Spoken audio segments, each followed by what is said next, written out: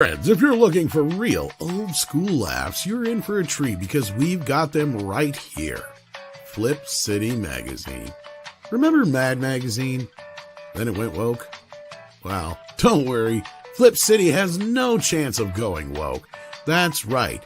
4 times a year, you'll get an actual printed magazine full of jokes, stories, comics, and more, all about today's pop culture, entertainment, and woke politics. Flip City takes terrible entertainment trends we love to hate with hilarious parodies of Lord of the Rings, Stranger Things, The Walking Dead, Star Trek, Hunters, and more. Trust me when I say there is nothing else like Flip City on the market. So subscribe today.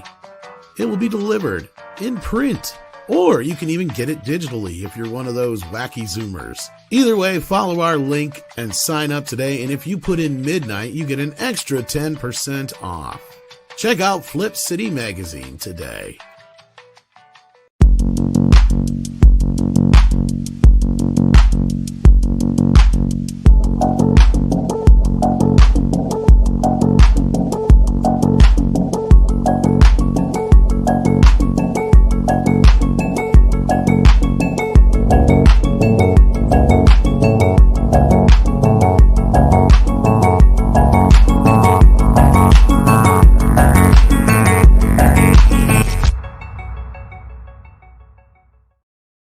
Greetings, everybody, and welcome to Midnight's Edge After Dark, the most tranquil show right now on television.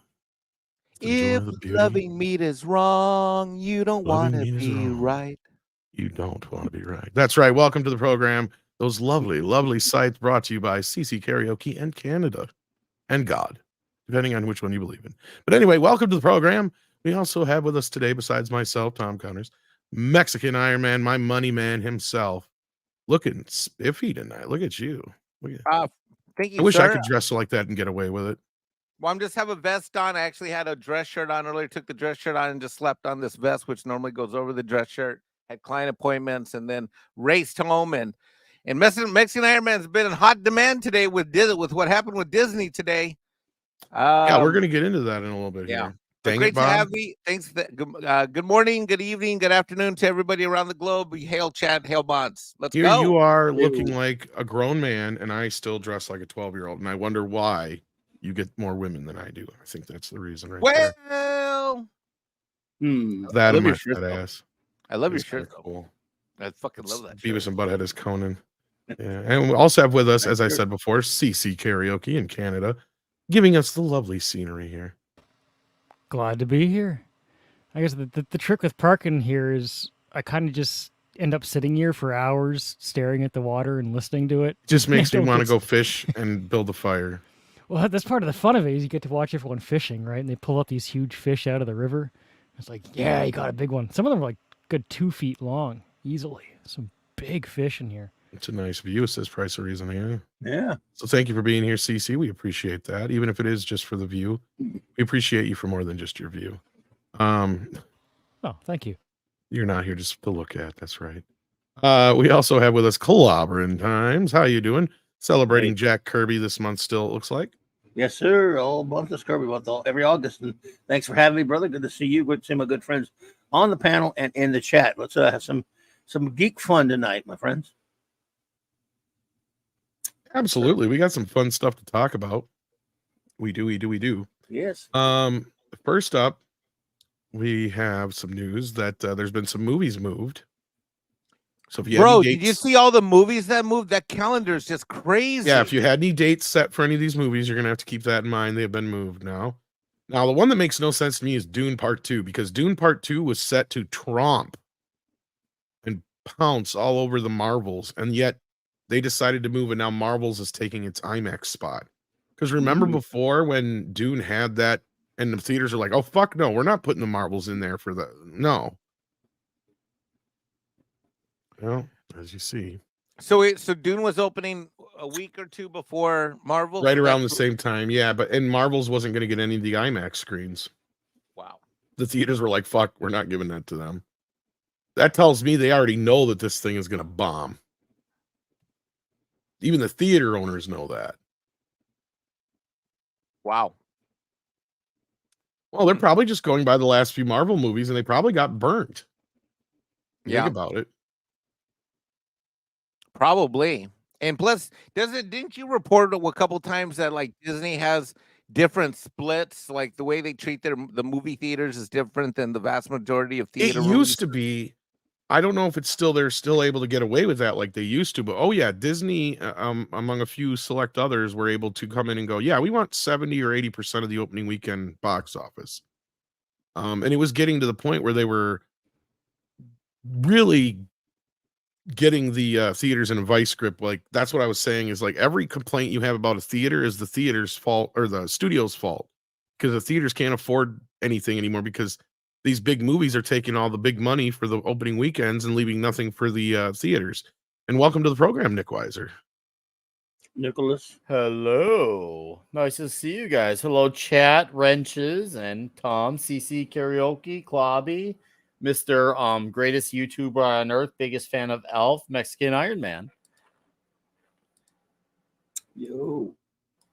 What's up, buddy? Hello. Hey, Nick. Mexican Iron Man does have his own theme song I didn't play today. Ooh. That's just because we're limited yeah. on time with him, so I didn't want to waste any of his time. Yeah, we got to make it good. Ooh, yeah. And we also have Scribelight joining us. Welcome. Ooh. How about that? How about that? Can't hear you though. Are you there, Scribe? I think you may be having an audio issue. Okay, well, It'll be Yeah, Bob. it might help There he if I is. remember to turn on my audio software before I came into the room. Oh, I so do that apologize. all the time. Yeah, all the time. it's like I don't have my voice meter banana on, and I'm like, whoops, I should have turned that on first. Now we got you, the loud and clear. But yeah, we're just talking about the movies that have been moved. Yes, it appears that Lord of the Rings, War of the Rohirrim is now moving from April 12th to December 13th next year for some reason. The move stems from the chain reaction of Warner Brothers redating today, spurred by Legendary Entertainment's Dune Part 2 going from November 3rd this year to March 15th for some fucking reason, which when pushed that financier and producer's other title, Godzilla X Kong, The New Empire, from April 12th, Dune Part 2 had moved and shifted the account of unavailability of its cast to promote during the actors' strike. Bullshit. Leave it alone. You don't want these idiots out there talking. Jesus. War Rohirrim will follow Face Off on its new December date against Sony's reboot of The Karate Kid, which I have not heard one fucking thing about this thing. I don't even know if this thing exists. I almost feel like it was a fucking ploy until somebody can send me something that proves that this new Karate Kid movie exists. Because, yeah, I thought it was just a ploy to get Netflix to finally get season 6 in motion. But Are actor promotionals part of any kind of contract with the whole deal? Like they're required Yes. to have some kind of okay. it is so it is okay. in their contract. It's part of the promotion and all that business. They are expected. Well, I mean, is it a requirement? I guess I should say, like they can't release the movie without. They Some can preamble from negotiate the out of actors. it. Okay. Oh, but like no, they don't have to. Like, oh no, the Hmm. theater can just release it if they want to. Okay, In fact, all right. that's why I think that Barbie and some of these other movies have done well, is because they pulled the strike right as Barbie was coming out, and the worst damage that had happened to Barbie was just that one interview with Kate McKinnon and all those where they're like, oh, it's pro-feminist. Where if they Mm. would have been able to let those guys keep talking, I'm sure it wouldn't help the movie, and people would have been feeling more the same way about it. I bet too, because they would have beat that drum harder and harder and harder. That, yeah, no, they're not kidding with this. This is not a satire. They're not as clever as you think they are. But anyway, that being said, yeah, they didn't tell us when the other movie was being moved to. That was horrible. So when's Godzilla vs. Kong coming out? Oh, from that date to April 12th. Why the fuck would you put Godzilla in the middle of April? Oh, Lord. It's a terrible month. Mm. You put that in the summer and you leave it where it belongs. Jesus Christ. Wait, is that spring break? Maybe. Nah, not really. But I think that's a little early. Is it okay? February I and agree. March for sure. Or yeah, no, not that's late. April. I mean, Oh, when is Easter break? That's usually the last week Oh, of yeah. March. Sometimes- Usually the sometimes second they, week, the first week of April, once in a while the last week of March, usually. Hmm. So it it's in can that it can be as vein, late but- as the 12th, but that would be unusual. Mm-hmm. Or I they just have no figured they'll move confidence it in again before it even gets to that point. And I can't believe that they have not moved Sony's Spider-Man Beyond Spider-Verse yet. Because as far as I know, the movie's not done. We've had several sources come out and say that. But that's going to end up moving. So there you go, a few moves. So if you had any dates set, I Mhm. guess you might want to keep that in mind. But yeah, before we lose Mikey here, dang What's it, up? Bob. Did you see that I put hashtag dang it, Bob, in the I No, did. I love what that. happened now? I love that you did that. What happened is that today's Disney stock dropped to a near, well, it's a 9-year low. 9-year And, low? Yeah. It's a 9-year low, meaning the stock has not been this low since for 9 years. Now, what does that mean?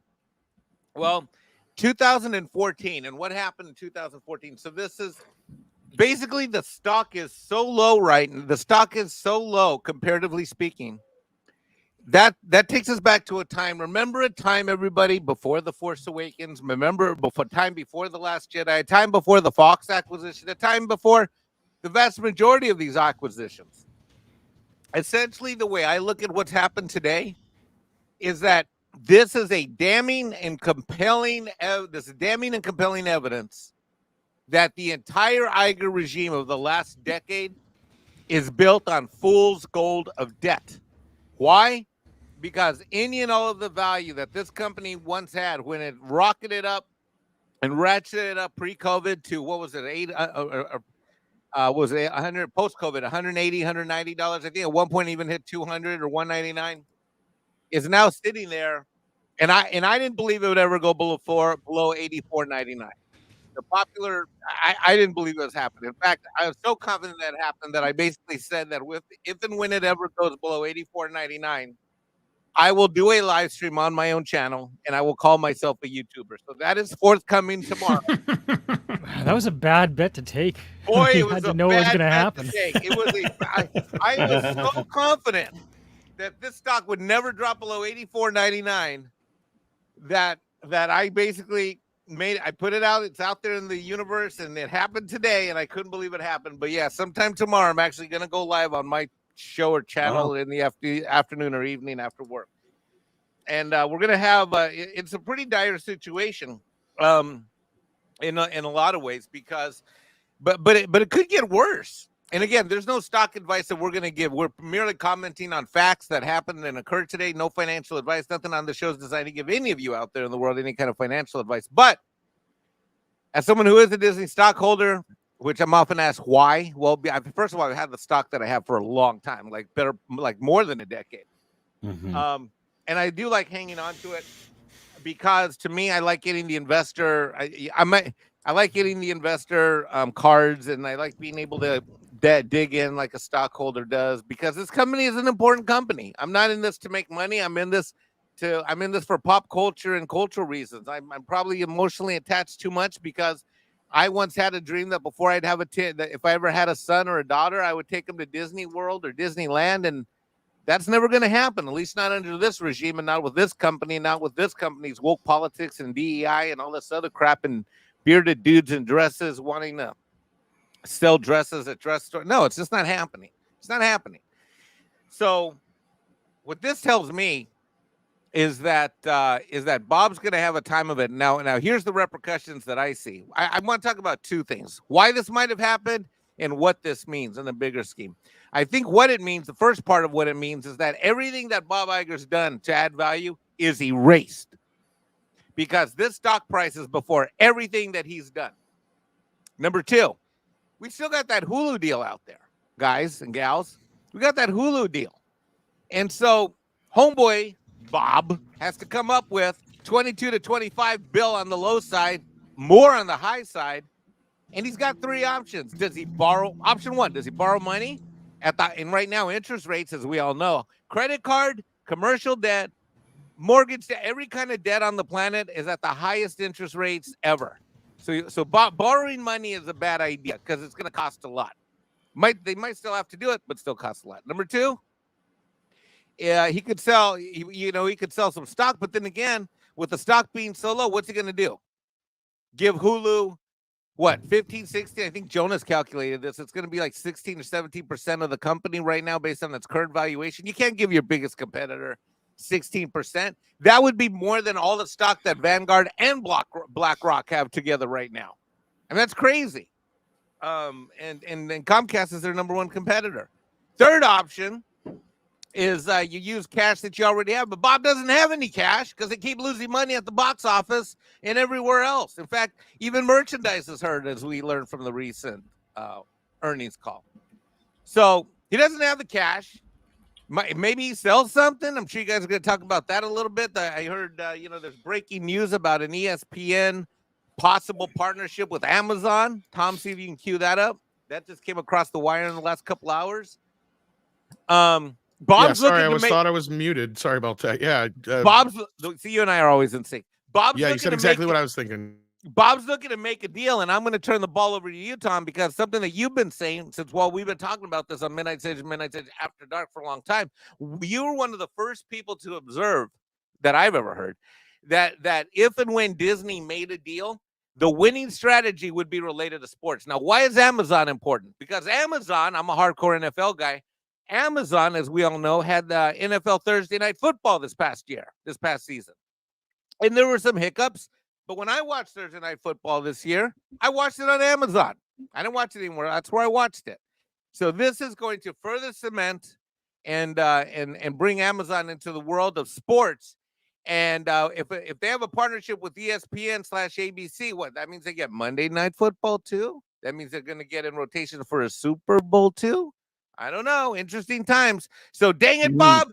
So I figured out I am going to go live tomorrow briefly. I don't know what time. I've got a busy day at work. I had a busy day today. It just didn't work out. But the theme for tomorrow is that we're putting out the call to everybody across the lands, guys and gals. If anyone can get to Burbank, we need to do a CEO wellness check on Bob because the stock's pretty low. And I'm worried about Bob's health.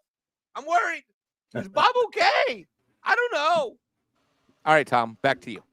Yeah, I have no idea what's going on here, but let's read this real quick.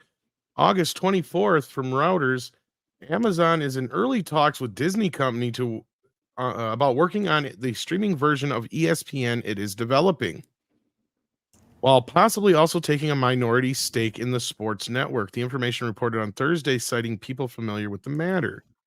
Disney and ESPN are still in the midst of determining and appropriate. I'm sorry, this is on my other screen. Let me bring it to the screen here. It probably works for you guys, but I can actually read it. There we go. Okay.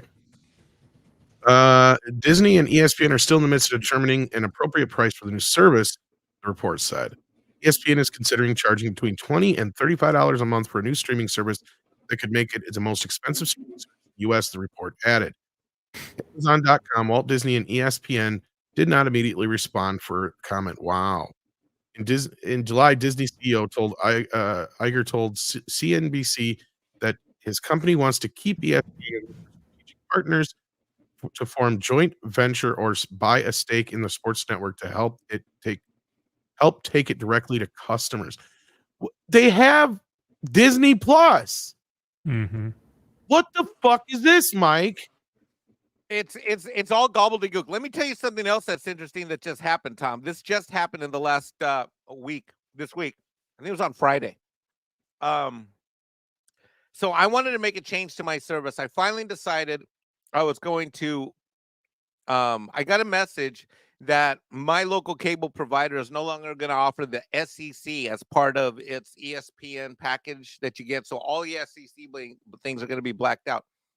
When I called in, there was a recording in the recorder for Hargrave Communications, which is my local cable service provider, saying that ESPN and ESPN Plus were pulling the SEC, and so it was like a rotating recording.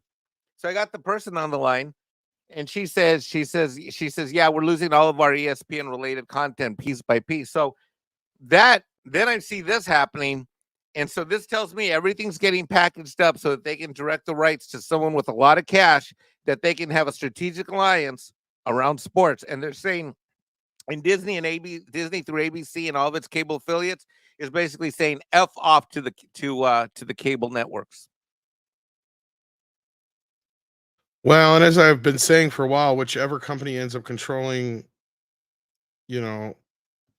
basically controlling sports on streaming, it might win the streaming war here. And the fact that they're teaming up with one of their biggest competitors to do this is strange. But it reeks of desperation, do you not think? Yes, because I mean, it's not like. See, here's the thing. Like, I know that Amazon hosts a lot of the movie uh, uh, streaming services. Like, a lot of the times they just use their farms. You know what I mean? Like, so a lot of times when you're watching something on any other streaming service, Amazon owns those servers because people just rent them from Amazon because they have such a huge server farm. I guess it's something I've heard. I don't know how accurate that is or whatever. Somebody can check me on it. But so I mean, it may have something more to do with that, and they're just looking at it as the amount of money it's going to cost in overhead. Maybe they're starting to learn that these streaming services cost a hell of a lot more money to maintain than they realized. Because that was the thing is even though let me take you guys back. I don't know if you remember this, but sure, Netflix was always making a lot of money and paying out a lot of money for movies and stuff like that. But we also heard rumors that they were always late on their payments, like they were technically always borrowing from Peter to pay Paul, is what we kept hearing. And because they were barely keeping themselves afloat this whole time. And a lot of it had to do just with the overhead of Netflix, the amount of money it cost to just run it, the servers, everything. I'm not familiar with streaming servers, but I am familiar with massively multiplayer online game servers in terms of just following the news, and I've read and heard a lot about how expensive those are to run. They can be staggeringly expensive, and I would imagine a streaming service wouldn't be terribly different if you have tens of millions of people trying to get content all at the same, there would be a massive ask for bandwidth. Like I say, I'm not particularly knowledgeable about it, but if it costs as much as I understand it does for online games, then Netflix has to be paying something crazy. Can anybody explain to me what the value argument is for $25 to $35 in a subscription for sports? I mean, what do people pay for ESPN right now? You mean ESPN Plus? Don't know.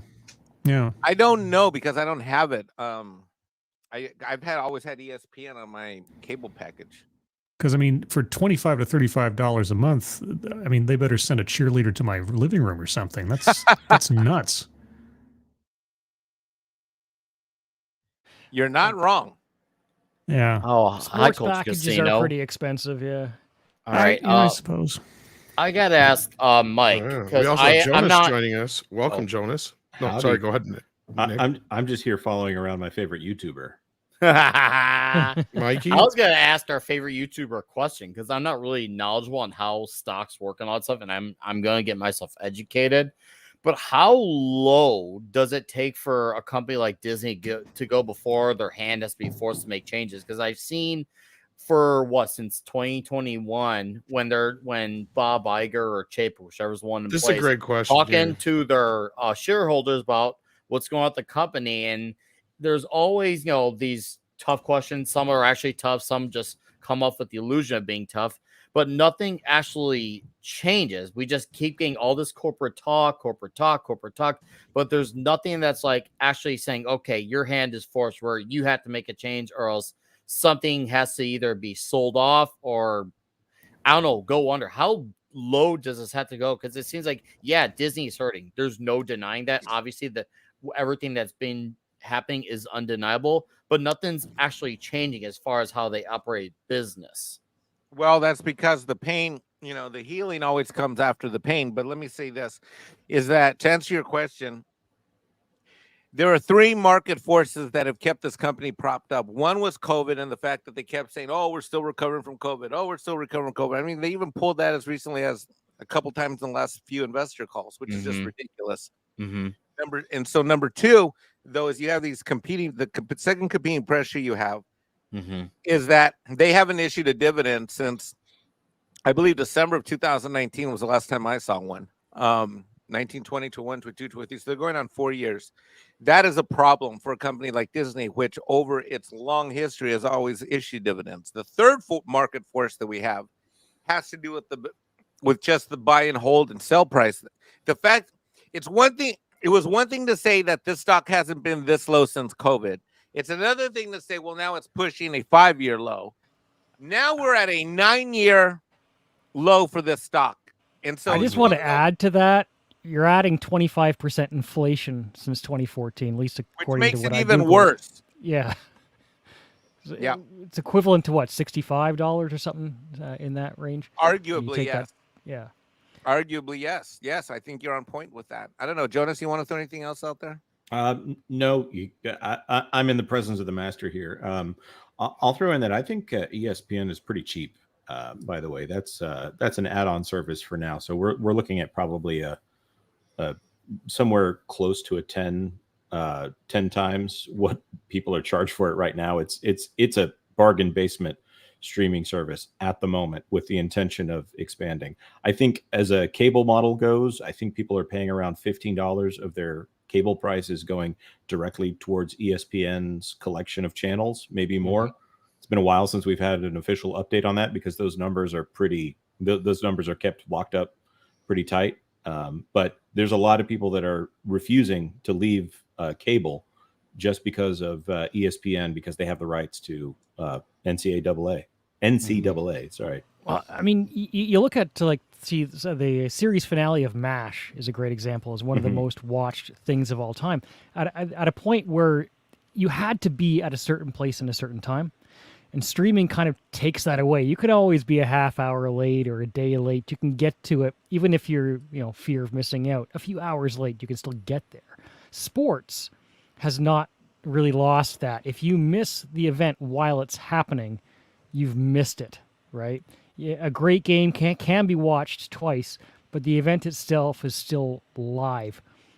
And I think that has more value still than simply the newest episode of a TV series or a movie, because it has to be, it's appointment viewing, right? You have to be there at the time it starts to be a part of it. And it looks like Disney might be trying to go in that direction as well. You can see since Ahsoka came out at 8 p.m. on a Tuesday, maybe it was 9 p.m. on a Tuesday for Eastern time. It came out somewhat during prime time. I'll say that. And I would be willing to bet they got a ratings bump. We won't know for a month, 6 weeks when the Nielsen numbers come out for that.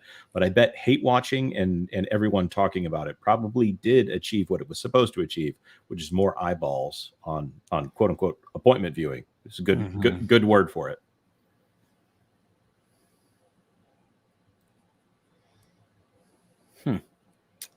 Interesting. So, Mikey, before we lose you, any final thoughts on all this Disney business? Well, look, I am sure that there were a lot of stop orders at. I can't be the only guy that had a stop order at $84.99 today.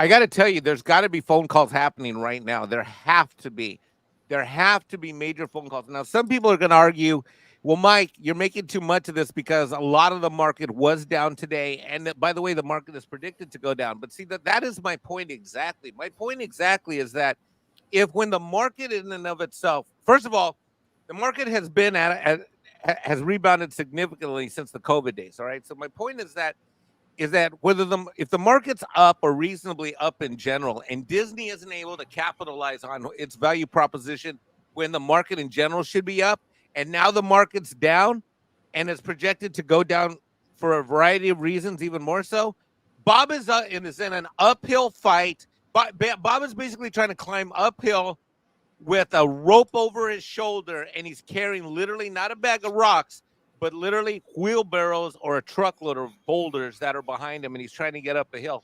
I don't know how that's coming. The clock is ticking, and things are not going well. Right, his obligations do not change. Yeah, the Hulu thing, they're in mediation right now, still, right, Jonas? Yes. Well, they better be.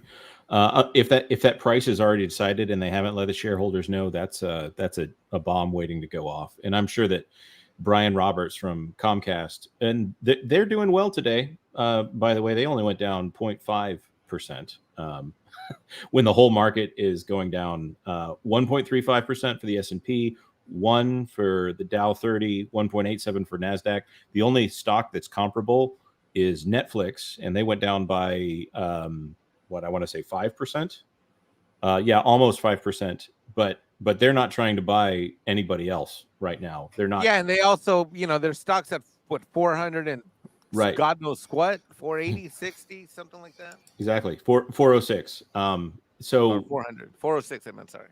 Disney is screwed, regardless of what everybody else's stock price is, And that's what this whole thing has been about. I've always maintained that this whole Disney Plus thing from day one has been all about look at Netflix, look at Amazon. They've got video services. We want in on some of that sweet Amazon and Netflix stock valuation action. And Bob and his ultimate arrogance, thinking that he's smarter than he was just because he happened to be on the Apple board and happened to buy, Pixar, thinking that Bob is a salesman. He's a weatherman. He's a glorified weather salesman.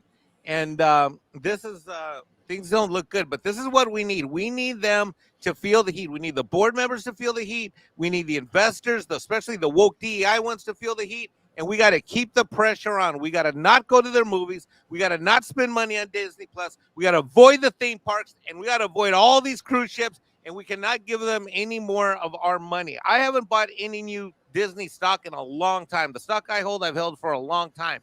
There's no way this company's getting another dollar out of me, and we have to break them. And the only way to break them, these rich, woke assholes that don't care about us or our Snow White or our movies or anything we all cared about as kids, we got to get them where it hurts. And the only place they're going to feel it is on that stock statement. And we got to make them pay for what they've done to the things that we love. Yeah, no, I strongly agree, because right now it seems like there's stuff that's happening, but it's clearly not enough, and we need to get them to they need to just more than bleed. They need to feel a wound from this, because wounds don't just go away. Wounds take long-term healing. That's what they need. There's a wound. Yep. I agree. The interesting thing to me about this Amazon deal is Amazon is known for not playing fair, and Disney is known for not playing fair. So what a shock. The Amazon what do you diaper have story? When you have the diaper story on top of that, or the this report that just came out from the WGA West talking about Amazon's shady tactics and Disney's shady tactics. So what do you have when an immovable object is acted upon by an unstoppable force?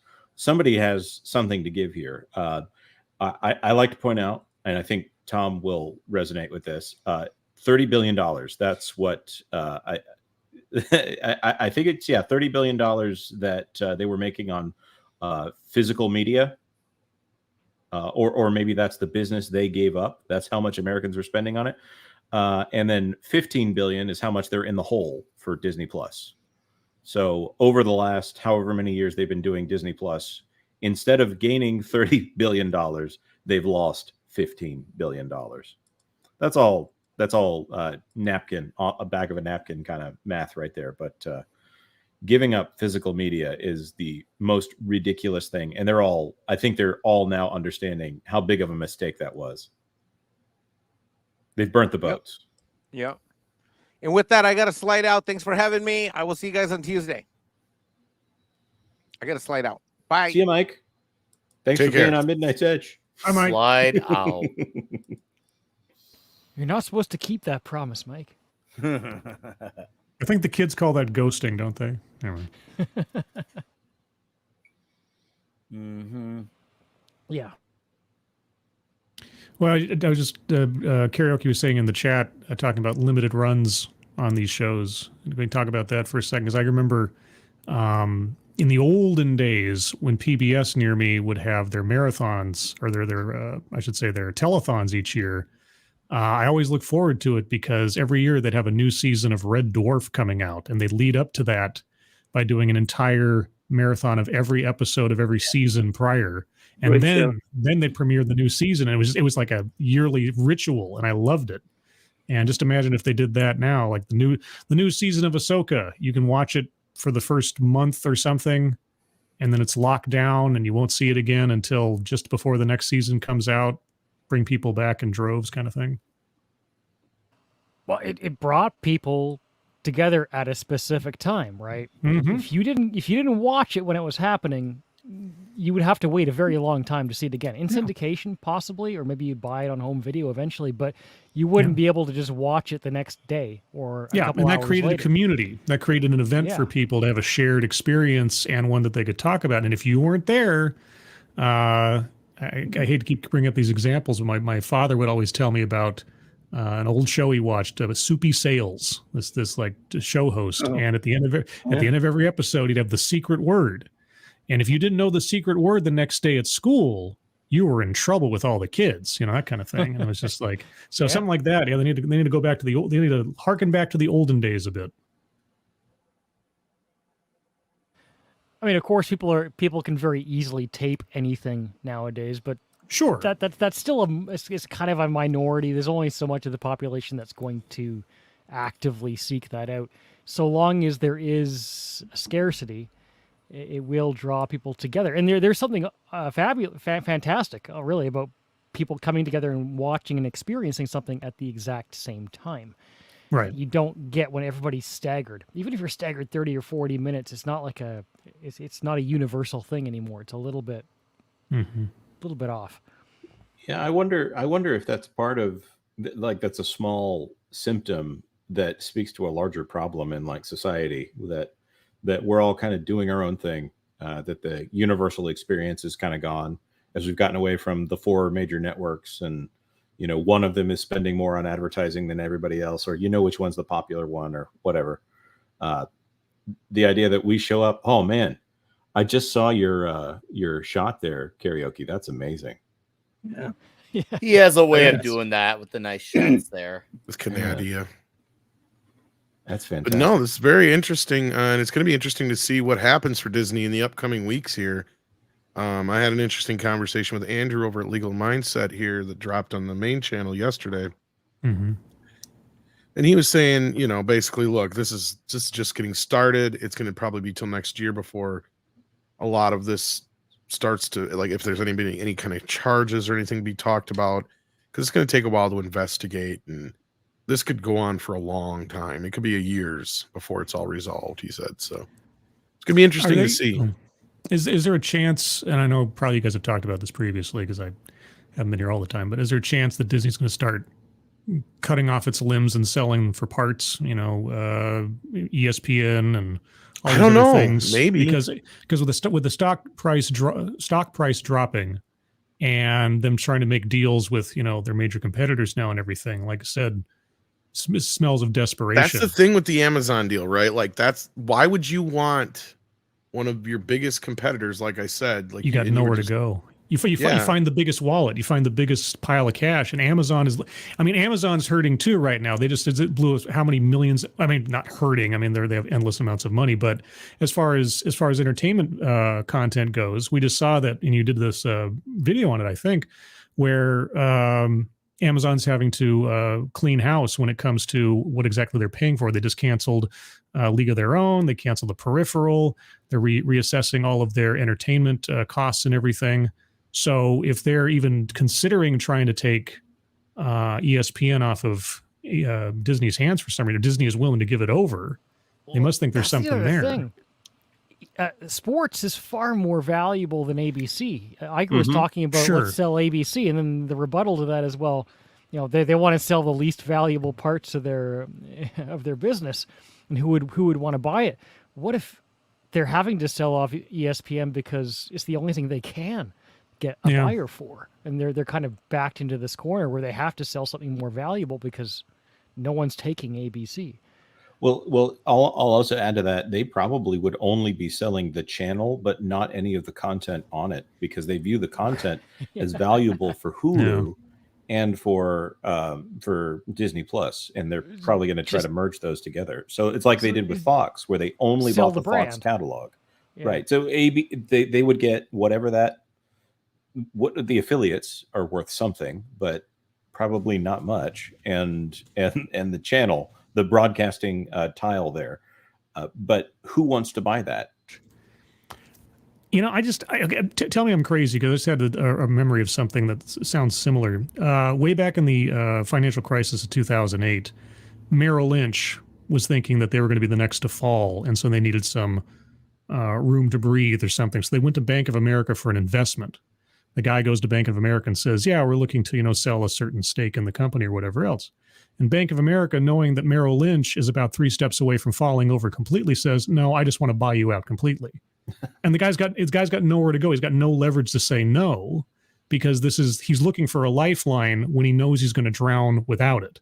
And Bank of America takes the whole shebang. And that's what ends up happening when Bank of America buys Merrill Lynch. You think, I don't know. I'm guessing here. I'm guessing a scenario where Disney goes to Amazon saying, hey, you want to buy ABC? And like, no, I'll take your most valuable thing. And like, well, I can't say no now, can I? Well, they need a lot of money for Hulu. Yes, exactly. And Right. ABC might not be nearly enough. No, certainly not. Well, Amazon right now is a company in the trillion dollar range, and Disney Yeah. right now is the 150 billion. Just a little billion company. Down here, this tiny little company that's only worth 150 billion. Amazon could. I'm trying to think the best way to. I don't know if I did my math right here.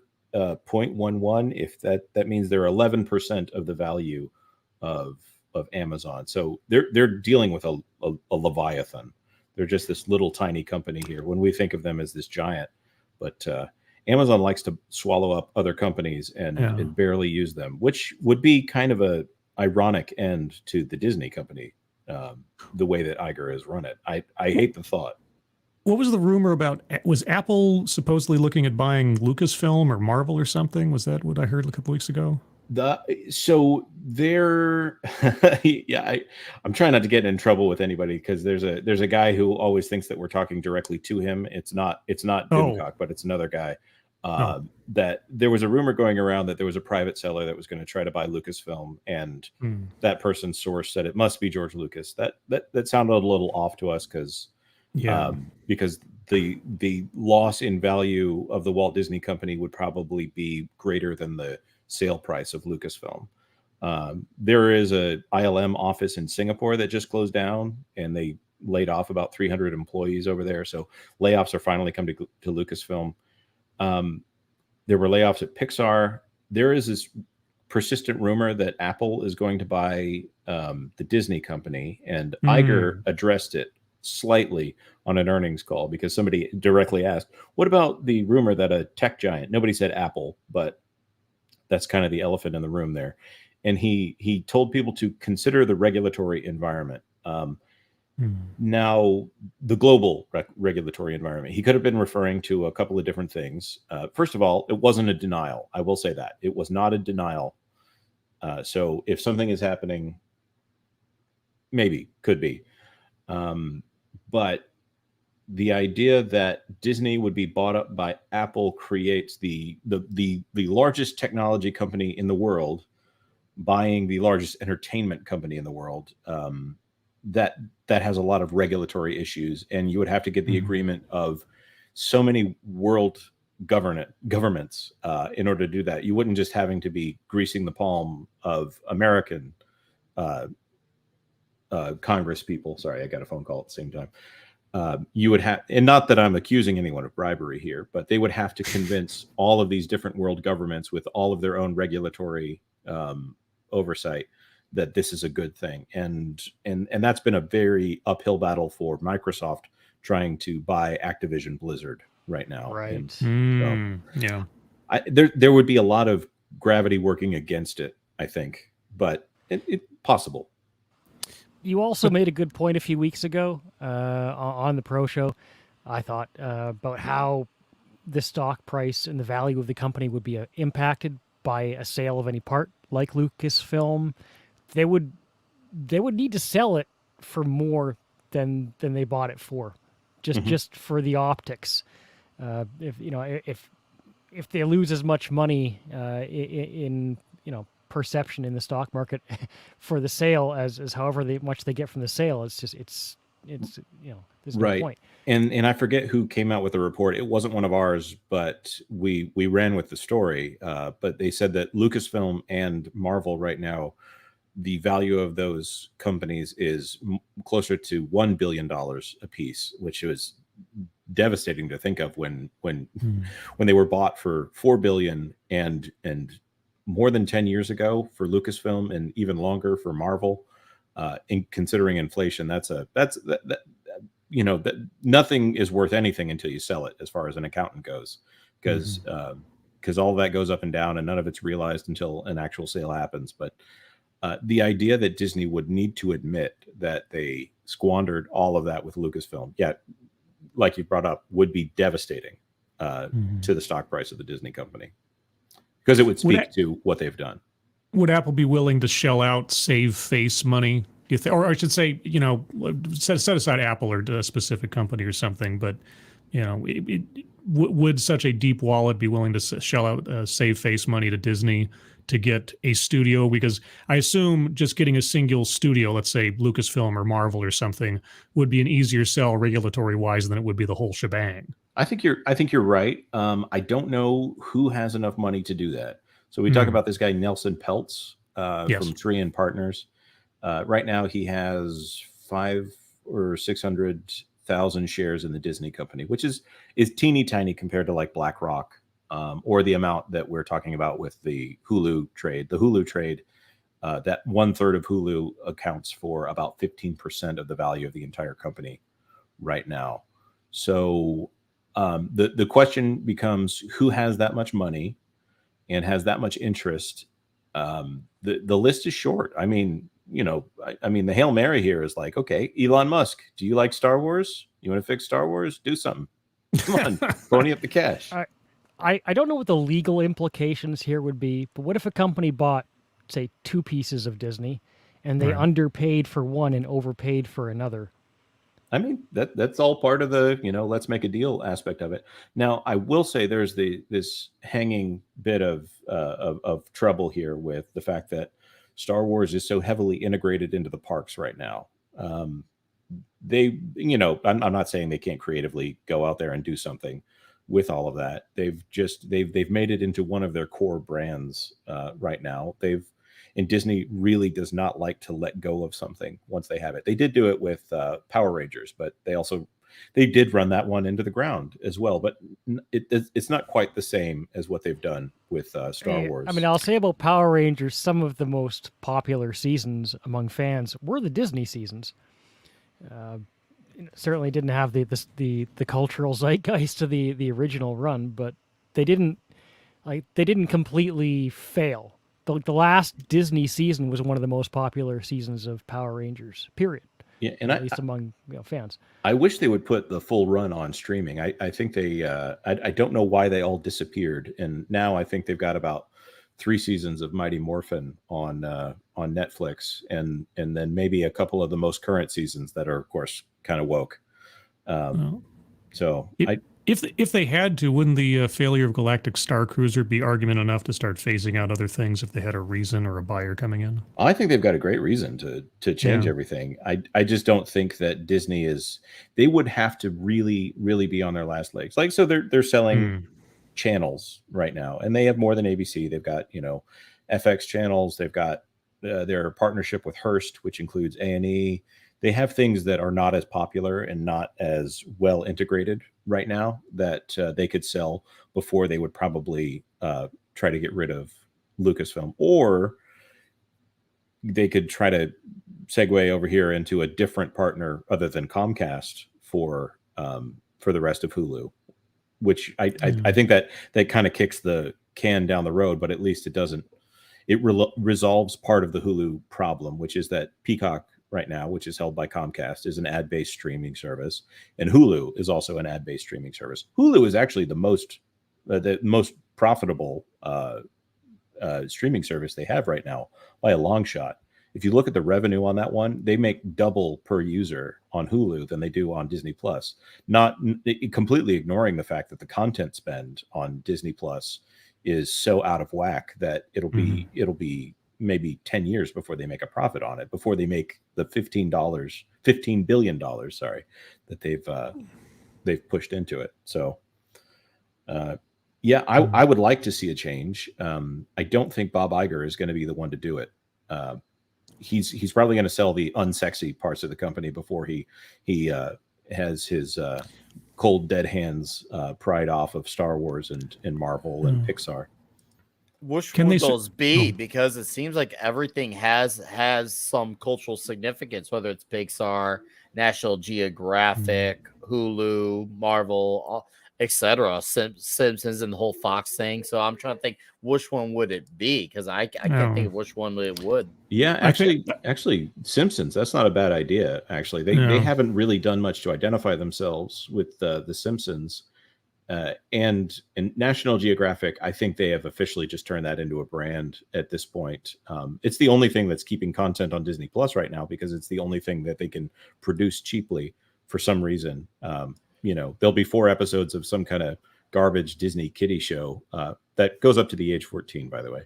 And then there'll be a full season of something on National Geographic there to just say, yes, we have something coming out on Disney Plus today. I mean, that's interesting. You mentioned The Simpsons, because like, even though I've not watched it, I've looked into. Last time I looked at the ratings numbers for The Simpsons, I think it was about a year ago, and they still bring an audience. Granted, the snippets that I've caught in the last 5 years are not what I used to remember and watch and love. They still have an audience. I don't know if it's people who are just in the habit where it's just like they've gone this far. They're just so. I think it's because they have no competition. Or it could be that. It could be it could be that. Like if somebody would put and it's like a legacy show, and Fox is afraid of canceling it, which is like the only reason that it's still on. They have integrated it a bit into Disney, but like I can see that being something they could possibly part with just to make some money. I think you're right there, but I don't know at this point. I mean, but just the access to the library of cultural zeitgeist that is The Simpsons. I mean, just even if the later seasons aren't that great, those first like 7 seasons are gold, and you can't. Of course, you can't. You could rerun those over and over again for the next 30 years and still make money. Well, if you put them on an ad-based streaming service, you'd be in a great spot. But right now they're sitting there on Disney Plus, and the question becomes, how much money are they actually getting them subscribers on Disney Plus? No, or are they trying to push all of them over to the ad base? If they were running ads on all of that, they get $12 per user per month. This does remind me when The Simpsons first came out on Disney Plus. It was cropped because they had everything in widescreen, right? And plus, there was it's still missing episodes. Yeah, the Michael Jackson episode is one of them.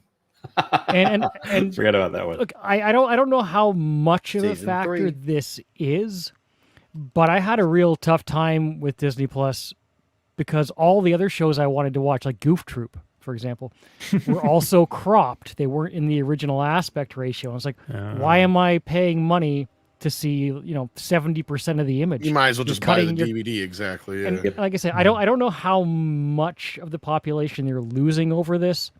Maybe a 5-year-old kid doesn't care, but it's like you're taking a piece of art and you're just The Simpsons was the first time I remember. Off, Yeah, no, I agree with you wholeheartedly, CC. And The Simpsons was the first time I remember anybody taking any umbrage. So they may have like some of an audience. Like I'm sure there's Simpsonites out there. I'm sure they have like diehard fans, but they can't nearly be on the level that make it worth it for Disney to hang on to The Simpsons or certain other things. And that's the thing. To me, I don't think. When I think about The Simpsons, Disney is the last thing I would associate them with. Right? Yeah, you would, but you don't think about National Geographic either. But well, that's a little more in line because I remember The Wonderful World of Disney, and they used to do National Geographic like stuff. So, like in that sense, I can see that being a better bedroom fellows as far as that. The Simpsons. But we also Disney, don't think of the Punisher either from Marvel. No, but Marvel is still technically a separate studio. Star Wars and Lucasfilm are still technically a separate studio. Yes. Simpsons now is copyright Disney. Yes. Right? Correct. Like that's my point. Like they are Disney characters. Like, and they were using the Simpsons to poke fun at that fact, even though the fact that the Simpsons have dumped on Disney for the past 50 years. I mean, I know they haven't been on that long, but they might as well be at this point. But no, like to me, it's just that's the last thing I could think of. The Strange Bedfellows is what I was leading to anyway with that whole analogy, because this does not compute. Like, just the Simpsons are the last thing I would think of, and Disney being associated with. And I think the Muppets made sense to me, but they've done nothing with the Muppets, at least nothing of any value. Speaking of Fox, they have done nothing but sit on that catalog and done nothing with it. Nothing. Not a damn thing. Sure, they're starting to announce that we might get some 4K Blu-rays and so who cares at this point? Great, yeah, I'm happy for that, but that's not giving us the Fox catalog as we want. You know what I mean? Like, Yeah. this is just Man, they're gonna be so screwed if they ever have ties cut with the BBC and they lose Bluey, because Bluey is keeping that ship afloat. Yep. If those guys over at Ludo that runs Ludo, Bluey, yes, Ludo. That's right. You're right. if they ever get wind, I don't know if they control their BBC contract. just does the distribution. I forgot BBC just did the distribution. Right. Ludo so, actually is a studio involved with the making of the show. No, you're right. Right. So whatever the deal is there with the Australian ABC, the Australian Broadcasting Company, and the BBC, they kind of work in tandem there. If BBC controls the distribution, then BBC needs to know they've got Disney over a barrel. If it's just Ludo, my goodness, the entire stock price of the Disney company would plummet if people realized that Bluey was in danger in any way at Disney Plus. As I've said, I had a long tweet storm over at or X Storm. That's much cooler now. It's an X Storm. Yeah, X Storm. Use X on that one. Over to Daley Pearson, who helps run Ludo, to say, hey, you do realize you control the entire Walt Disney Company right now in this Hulu situation. Like, seriously, go ask Netflix how much they would pay for Bluey right now. And they will write them a check. Oh, they would, without a doubt. I mean, that is seriously, it's easily the biggest cartoon, yet it's not one of their own things. It's kind of like the most successful Marvel movie that came out was not technically a Marvel movie. It was a Sony movie with Spider-Man No Way Home. Yep. Their biggest assets are things that they don't actually own. Yep. And that's something. I really appreciate the conversation, guys. And Tom, thank you so much for the invite. It just happened to be one of the rare occasions where the house was empty, so I was able to join Mead. Thank you so much for always sending me a link. It's good to actually engage in conversation with you for once. Yes, I know we've been no on a few problem. panels before, so it's nice to actually had that discussion. Yeah. Good to see you, Nick Weiser, and Good to see you. And everybody here. This has been a pleasure. So I'll catch you later. Take care. Take care, man. Have a good one.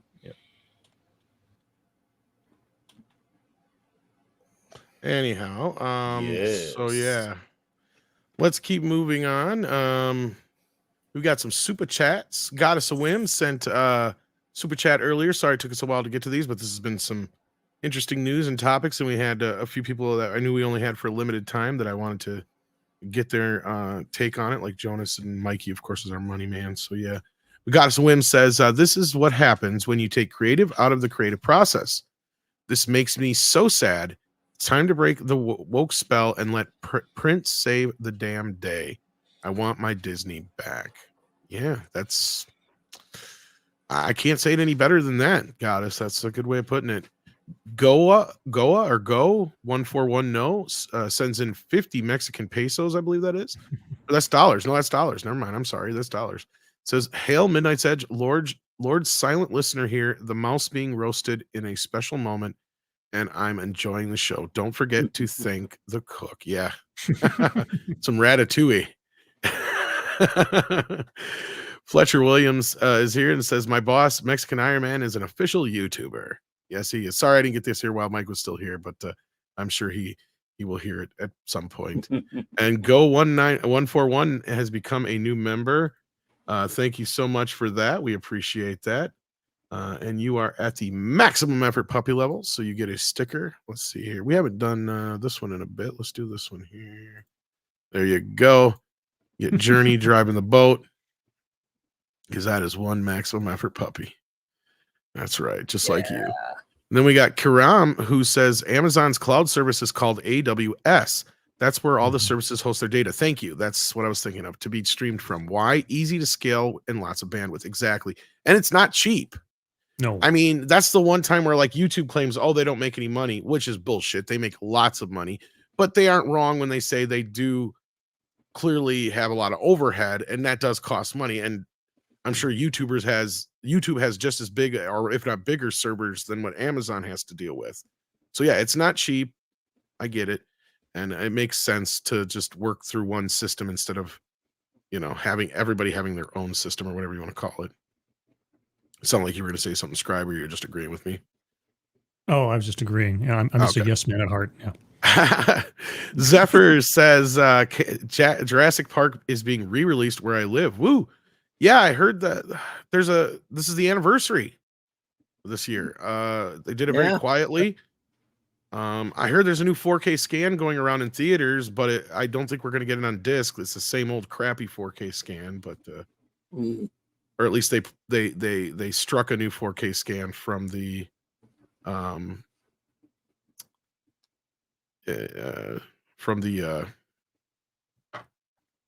3D version they had from a couple of years back. I lost my train of thought there. Sorry about that. Tiger Valley has been a member for a year. Well, happy anniversary, Tiger Valley. We appreciate you being here. We appreciate the support. Mr. Tickle Trunk has been a member for 26 months. Thank you so much. Randall Orser says, doesn't Disney own MASH? If so, then Klinger is a Disney princess. Yes, this is true. Do This they? is very true. Just Yes, without they the own laugh Fox. track. Yeah. Fox. So yeah, there you go. Good one. Oh, someone must have looked that before. Yeah. Good one. Gotta watch MASH without the laugh track. I have. Yeah, my oldest. Yeah. Yeah, dude, you're right. It's an experience at first though, because you got to get used to it. Yeah, but I mean, it's one of those. I don't like laugh tracks. I don't mind it No. necessarily if it's in front of a live studio audience. And I was checking that out with All in the Family. Which And was it's a show that actually filmed live, and in the last season they didn't. And that's worth noting if you do a rewatch of it. Yeah. But with the creators of MASH, they never wanted that laugh track in the first place, right? No, they So did not. they pre-prepared for it, and that's why we have it. We have that option now. They even did an episode where they just, because it was such a weird, like, experimental episode, or that they just cut the laugh track off, and made it. They had to make a big deal with the network about it. It was just a one-time thing or something. Yeah, that's true. Indeed. And then Platonic Guardian says the moment Comcast was allowed to buy Universal and Paramount decrees were axed, the government lost its ability to block Apple buying Disney. Yes. And this is what I brought up every time somebody scoffs at me when I bring it up. And not only that, I was asking a few people like about how, and I wished I'd have got a chance to talk this a little bit to Mikey before he left, but basically about how if the stocks keep going down and down and down, it makes it easier and easier for them to be subject to a hostile takeover. Now, I don't think we've had a hostile takeover in years in the US, but I could see that happening if things get so bad over at Disney that like Apple or somebody could swoop in and pull this. Now, I don't know all the logistics of how it works, but I do understand some of it to the extent of it's getting more possible anyways. Basically the answer that I've gotten in so many words is the best way I can reiterate it, but yeah. Well, I'm just wondering if the sense of desperation we're, surmising from what we're seeing might not cause a kind of run on the bank as far as the stock price, and if that's not going to have the knock-on effect of actually driving it lower and lower, and then hostile takeover it seems more likely. They lost $3 today. Yeah. That's substantial. Did you catch a comment in the private chat, Tom? I posted. No, I wasn't sure if it. Okay, I just want to make sure that I wasn't sure how relevant it was to the show or not, but I just something that I got sent. Nothing major.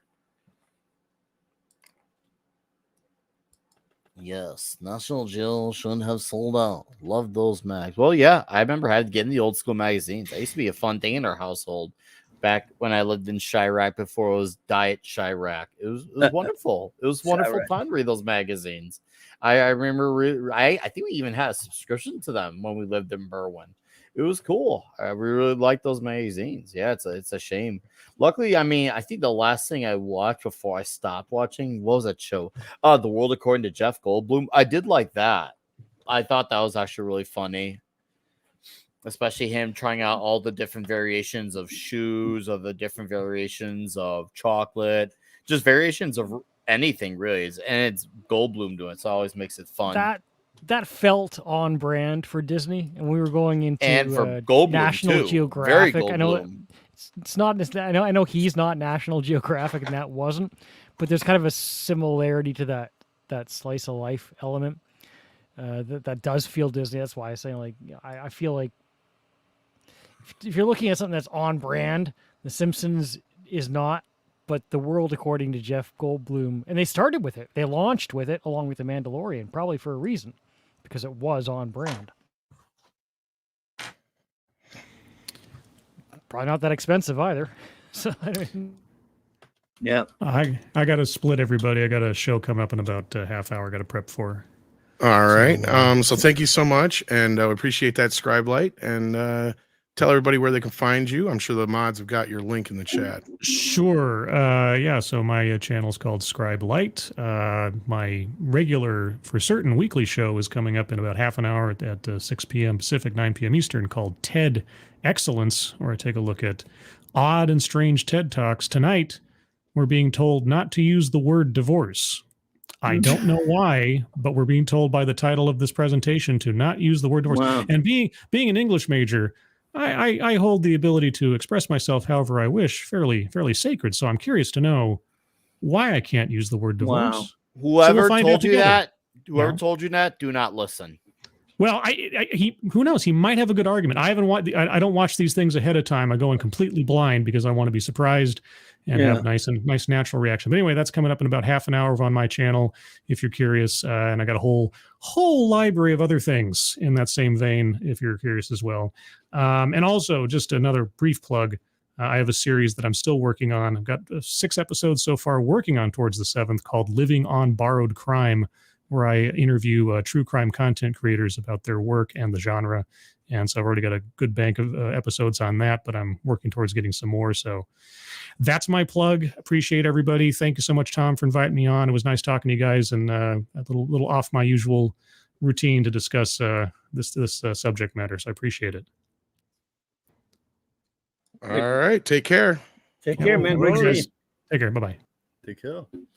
Yes. And then the final 4 were here. The water, the clobberer, Yes. the flavors, and the man of 1,000 voices. Tiger Valley says Nat Geo should have sold out. Loved those mags. They were great. I remember like even not even comprehending They're all this as a collectible kid. now, aren't they? I'm not sure that I don't have knowledge on, but I do just remember liking them, just liking the images when I was a kid. In every And doctor's whatever words office, I understood. It was every good. dentist office, every home just had them. Everywhere you go, they were all over the place. Once upon a time. Like Reader's Digest. Yes. Oh, I remember Reader's Digest. It makes me even though Wow, it you're wasn't young, my you remember it. Wow. well, you want to know what was my gateway to Reader's Digest? Megadeth, actually. Dave Mustaine Nice. says it in the song "Sweating Bullets." He says, "Tell it to Sweating Reader's Bullets!" Digest," and I was like, "No way!" And I'm like, "Okay, what's Reader's Digest?" And I remember it was like, I think I was 12 or 13 when I heard that song. I'm like, I gotta look up what Reader's Digest is, and I'm like, oh, Well, okay. Usually people learn about it from going to their grandmother's house back when I was a kid. Sweating Bullets. Yep. that was my gateway because I would hear things, whether I was once again National Geographic magazine, or if I hear something, so I'm like, oh, what does that mean? And I would try to look into a book or slow AOL and try to figure out what that thing meant, whatever it was I was learning at the time. Man, I love it when things were informative. What a time. Yes.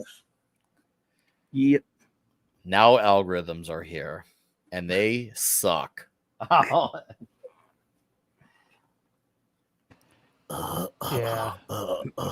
they suck pretty hard. Yes, sir. They do.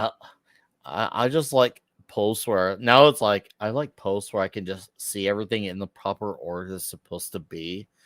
And nowadays, if I want to see something, I go to the person's page because otherwise these things like I'll either find what you see. No, you don't, Beavis.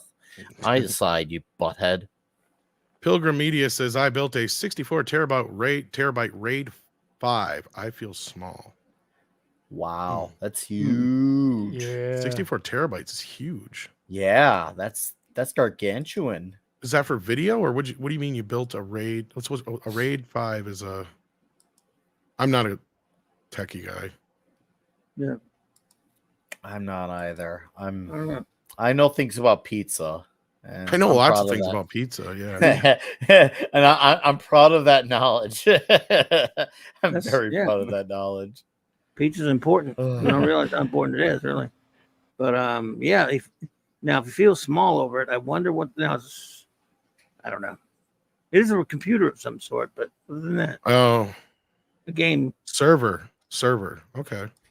Yeah, I It's don't know like- nothing Yeah, about PCs. I tried to Boy, reach out to that Meta PC because the guys over at Geeks and Gamers told me I should, and then they just sent me their website or whatever. Didn't help me at all. So whatever. So I just went and got one at Best Buy as MSI. So yeah, I go with National. I don't know what Disgrace in it the does, but chat. it does. So it's a lot of porn. There you go. Yeah, those Meta guys didn't give a shit about me until I said something bad about them on Twitter. Then they gave a shit. Isn't that funny how that works? Isn't it? Yeah. I've literally have seen that happen where you try to get a hold of someone 800,000 times, but the minute you say something, they are right away. What can we do for you? It's like, oh, now your customer service. Well, Lottie freaking gone. Yeah, and then the way they were treating me was bullshit. Anyway, but moving on. That's all we had for super chats. We had one more story here. I thought this was kind of funny, and I thought Klobby might like this. Because you guys remember when Blue Beetle was the first character in the new DC universe, right? Oh, yes, I remember Yeah. when. That I think that's not the case anymore because DC Studios boss James Gunn shares update on DCU chronology. Will Warner's Guild strike? Who gives a shit about the delay part? But we already know it probably will. But in a tweet here, if I can make it bigger. Not really. Oh, yeah, I saw a photo of this earlier. I saw that. I'm like, and I thought the first thing that came to my head, Tom, I was just like, hold up, where's any mention of Blue Beetle? So James Gunn's replied here to Leapic Batman or Lepus Batman, I guess, or something like that. Lee Pace Batman. Sorry, thank you, Nick. all Will good. the DCU have a chronology posted somewhere that the fans can access? James answered, yes, here. 1, Creature Commandos. 2, Superman Legacy. Yeah. Nothing else is finished being written yet, and we won't know until after the Yeah. strike. So, of course, they're concentrating on the latter part. I'm concentrating on the first part, like, where's Blue Beetle? And I said to Klobby before the show started, I can't wait till this list just becomes Superman. Yeah, it will. Well, He, yeah. he Well, was he was isn't- just playing nice in the first place. He was was saying just playing he nice, had yeah. to say it, Now Isn't- Blue Well- Beetle's gone, and Oh, well, Yeah. Creature Commandos for sure is gonna come out. It I It mean, is, whether but my it'll be point is good- nobody's going to watch it, Nick. So Yeah. then when No, nobody no. watches it, then Yeah. that'll just Yeah. be discarded. That's Right, my because- point. Yeah. The thing is, Nick, when DC has for years made these animated films that are straight to, streaming and DVD and whatever, Yeah. and they never get included in the same breath with their theatrical nonsense. No, they never did. Not and once this is- before. This and is this is gonna be the same deal. unprecedented. I'm sure this is DC Animated doing it. That Gunn just thought it would be cool to have that made since he had the influence to pull. He said, "Hey, you guys, go make me a Creature Commandos movie. I'll even write it for you, whatever." And that's how that went down. So Probably. yeah, the first one is Superman, and the other one, this is not. It is an animated film, right? We know this, right? The Creature Commandos, It's I an don't even animated. I think it's a show, animated isn't show. it? It's Series, a show. series. It's a Yeah, show. yeah. Yeah. Okay, there you Animated go. TV show So for he's HBO just- Max. So that does, he's dipping it, into the animated series business. It doesn't really connect that much in any significant way to their universe, other than, and I guess no other way than, for example, was it Peacemaker is still his, right? Yeah, I would you know, assume so so. Even though he I guess hasn't it's- said anything about Yeah, where he maybe places it's part of that going same forward universe. is. Maybe he's hedging, but yeah, this is the movie that only that matters. He has said, Mm-hmm. here's the thing. He has said that Peacemaker season 2 is still happening. I thought it was supposed to happen soon. The way he's saying Yeah. now is it's not supposed to happen until after Superman Legacy. When does he ever plan on doing a season 2 then? Because Superman don't know. Legacy is not Never. even supposed to be out till What they do, 2025. Waller? Yeah, well, yeah, I don't know if that's going to be an animated or a regular series I think either. that's I a have no regular idea. series. I have based no upon idea. it is because it was in those stupid in credit scenes of that last Shazam movie. Yeah, that's And right. But it's I got don't even his know how wife far in it. that's going to get. Yeah, It's got that's his the only wife thing. in it. And if he keeps some things and doesn't get, yeah, It's it so makes no ridiculous. fucking sense. Hey, wipe the board clean and start over. At least someone would have a little respect for that, even if they don't like it. Right. Well, because all you're I going to do is would- piss off all sorts of different fans for different reasons. And it's like, Yeah. asking for trouble. I strongly agree. If you're going to commit to a new universe, just go all the way with it. This whole, well, the universe changed after the not Flash movie. So some things are be different, some things are be the same. People are going to connect the dots. Even normies will when they see the things that are attached to James Gunn projects are the things that stick around. It looks, and that is such a bad look. Dude, just go all the way with it. Even if you had to recast a lot of the people who you're attached to, I get it. He's one of those actors who has people who do projects because he's involved. I get it. I don't think there's anything wrong with that. But give them new roles. Just go all the way and start over. It's not like they can't be in different roles. How many times have we seen people, whether it's Fox Marvel, Sony Marvel, or MCU Marvel, go do something for the other variations of Marvel or something over to CC? It's happened before, so it's not like it can't happen again. And we've seen actors do that. Like we've seen, obviously, I know I'm not going to talk about how good he was, but I'm just saying just to bring a relevant point, Ben Affleck obviously was Fox Daredevil, and they wanted to go be DCU Batman. So all I'm trying to say is that it can happen. Whether you like her or don't like his performances, that's not the point. The point is these guys can go over and do those things. And why not just do that with the guys? I get it. You want to keep your people around, keep them happy. Just give them new roles. I mean, you're already going to basically be doing it with Jason Momoa, most likely with Lobo. So why not just, there you go. Come on, just do it already. Yeah, well, there you go. Like Mecca's right. James jumping the gun, and he was jumping the gun. He got so excited that he got his hands on everything. He had to start, as he just got way ahead of himself. I think he probably thought, if that stuff's in that Shazam in credits, he didn't put that there, did he? The Watler thing that was going on before he was involved. That's just it. He was writing Superman and working on a few. That's what I mean. All these other things other than Superman, I mean, even Superman, were all things that were in motion before he took over DC. Right. So they were planning on doing all this stuff. And I think, I don't know. I was told certain things, and then I'm starting to hear where certain other people have no clue what the fuck's going on. The only one who knows anything is James Gunn, and they don't even think he knows what he's doing. Yeah. I don't know who he's listening to or what he's intaking that's really kind of making this the way it is, or what game he's playing here. I don't know if it's catching up with him, like because he's trying to play politician. Yeah. Maybe that's it. Well, that's where my mind is at. I spent 2 years in film school before I quit. And like I said, my main takeaway from that experience was how much you have to play politician. You got to suck a lot. You got to agree with the people you're supposed to agree with, because there are leaders who assert themselves as the head of the pack. And I as powerful as James Gunn is, he's not at the top. He has to play along with somebody above him in order to keep his position and do what he does, right? He's not completely free. There's no way he gets to where he is without doing right. that. I mean, look, I get it. I mean, let's say tomorrow I became the president of McDonald's. I hate half the things on their menu, but I don't hate them anymore. Yeah, that's right. Exactly. You know what I'm saying? Like it's one of those things. I get it. I fucking get it. Money changes everything. But and I think you guys are getting at what I was saying, is like he's gotten himself now where he's played politician so much with each one of these things to where it's his own fault. It's Warner Brothers' fault for putting this out there too soon, too fast, not letting this DC universe settle and get it over with until you announced it. Like you couldn't wait till the fucking weekend that Aquaman opened up. Really? I mean, it's like Yeah. No, you're right. I mean, this is the problem. This is not exclusive to Warner Bros. Or DC. This is a Hollywood problem where they just want to announce these things so far ahead and assume everything is going to translate. Everyone's going to still go and see all these things. It's kind of like when Sony jumped the gun with we're all doing all these gun puns with the Sony Spider-Man when they announced ASM 2, 3, and 4, Mhm. and they're like, well, we need to announce these things far in advance. Even though the first one of that rebooted Andrew Garfield universe didn't even do as good as Spider-Man 3, they still decided to announce 3 sequels and a Sinister Six movie anyways. And they decided to take that bet, and then we all saw it happen with the Amazing Spider-Man 2, and they truly paid the price for it. They can't assume that everyone's just gonna go on see these things. Like and then the dumb excuse when they originally rebooted Spider-Man was 5 years is a long time in Hollywood. No, that's not an argument.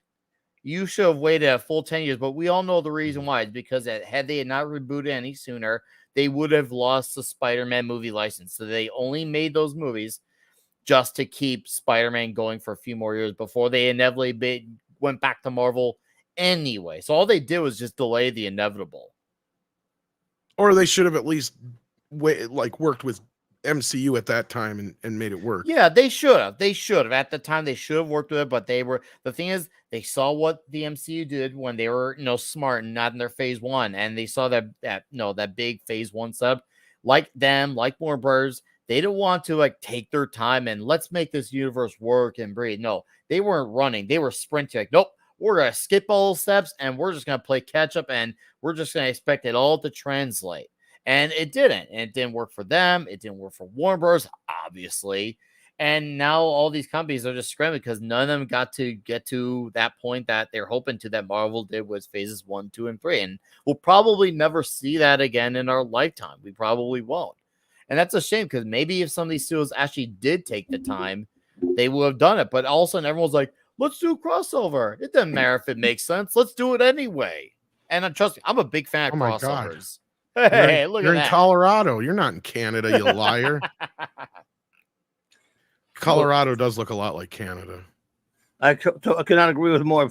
Yellow Flash is so right. At least the Snyder cult has finally died Are down. they though? Have I you think been they on my are. fucking Twitter? Well, I didn't say they were gone, and they're not going to all go away. The cult, the most zealous will exist, but I think they don't. You don't hear a lot from them other than you, and it's only. And I stir them up it's like I know just which rock to kick over and stir those little sumbitches up because yes. Until I met you, I thought I was the only one doing that, and then No, of course, fuck no. you have I a guess bigger- I such a gotta bigger say channel, so yeah. all I gotta do is say Snyder and Oh, they come yeah. running. I have said I to love it. Klobby before on a stream. I think it was me, Klobby, and a few others. I think it was on Klobby's stream. I said, Klobby, the worst way to derail any stream in the history of ever is just to bring up Zack Snyder. Doesn't matter what context it said. That's how you derail True. a show quickly. It's like bringing up politics. Zack Snyder is politics for entertainment. He immediately is divisive, no matter what. Speaking of divisive, Yellow That's Flash not is divisive. I know Flash he's is speaking keeping the facts. salvo going. I remember doing this a couple times myself. The Miles Morales is Miles Morales. Like, is that what they're trying to cancel you for right now? And I saw you were Didn't they try posting doing it, that yeah. to you a year Who's ago, Tom? Miles Morales? Yeah, they did it to me too. They tried doing it too, and Gary and everybody else. Yeah, Who's Miles Morales? I don't know. He's this kid who thinks he's Spider-Man, but he's not. No, okay. Oh, yeah. Warrior yeah. Like he's some all kid in kids. cosplay, basically. Yeah, I got you. Bless his heart. Bless his little heart, yes. Warrior of Justice says, what's your favorite comeback story? Mine is Kim Kardashian. Come back, LOL. Hey, Clobber, Lane, Bat Tom, CC, and Nicolas Cage. Hey, Warrior. Yeah, that was a little risque. Then we got Warrior of Justice says, a feminist and a knife are different in the knife has a point. Oh, it's one of your better ones. Nice. That's one of your better That's ones. a good one there. We like Warrior of Justice, what is Bill Cosby's favorite favorite cologne chloroform? Oh Wow, dude. Oh, too soon. Too Christ. soon. savage. Doug85 sends in a member chat and says, tell them Rob Zombie is a better director than Zack Snyder, Tom. He kind of is. He is. Who is He it? kind of is. Who isn't a better director than You Hack know what? Snyder? I might give you like 3 or 4, and that's it. I'm not giving you more than that. I can't believe I'm gonna say this. I'm gonna have to agree, and the reason why I'm gonna say is because as someone who grew up as a fan of especially White Zombie, watching Rob Zombie's film career has been a train wreck that you can't stop looking at, except for The Devil's Rejects, which was not only great, but it was the superior sequel to House of a Thousand Corpses, and he did a lot of reverses on a lot of the horror tropes. Rather than playing everything at night, he kept everything in day. Rather than the ring sounds that he had everything just more like just normal looking. And then, of course, he actually brought meaning to Freebird again with that closing scene in Devil's Rejects, because it was one of those songs that people had fatigue from, especially when people say it at concerts all the time, Freebird. But that scene, when he used Freebird for that closing scene, it really felt meaningful at that last scene. I remember thinking, wow, he's got a great future in movies. I was so because I saw that opening night, and then the rest of his movie career happened. Yeah, Snyder. Yeah. Yeah, even I'll admit that there's some worse than Snyder, but it's not a big list. Yeah, it's not that. That's Zach is not goals to aspire to, whether it's directing or as a personality. He is a snake, like Yellow Flash said. The fact that people even stand by him in any way, come on. If he'd never gotten near characters like Superman or Batman, then I wouldn't give a shit about him, though. Oh, I wouldn't either. But he got near those characters, and he goes around, look at me, big comic book fan. No, bro, you're not a comic book fan. You're an Alan Moore, Frank Miller normie who thinks he's a comic book fan. Come back to me when you know who George Perez is. Come back to me when you know who Denny O'Neil is. He doesn't know who those guys. He doesn't know who Gene Colan is. Probably doesn't know who any of the Larry Lieber. He doesn't know those guys. He's the mainstream type of guy. He's that guy. Like, it's kind of like the metal fans. Like, hey, look at me, I know metal, and they list the most normal type. He's hipster. Yeah, he's a trendy. He's a trendy at best. He sucks. Yes, and Snow is white. He's crap. You have to suck your way to the top. It's just some people do suck harder than others. Hello. Warrior Justice says Miles Morales is the Zack Snyder of Spider-Man. This is true.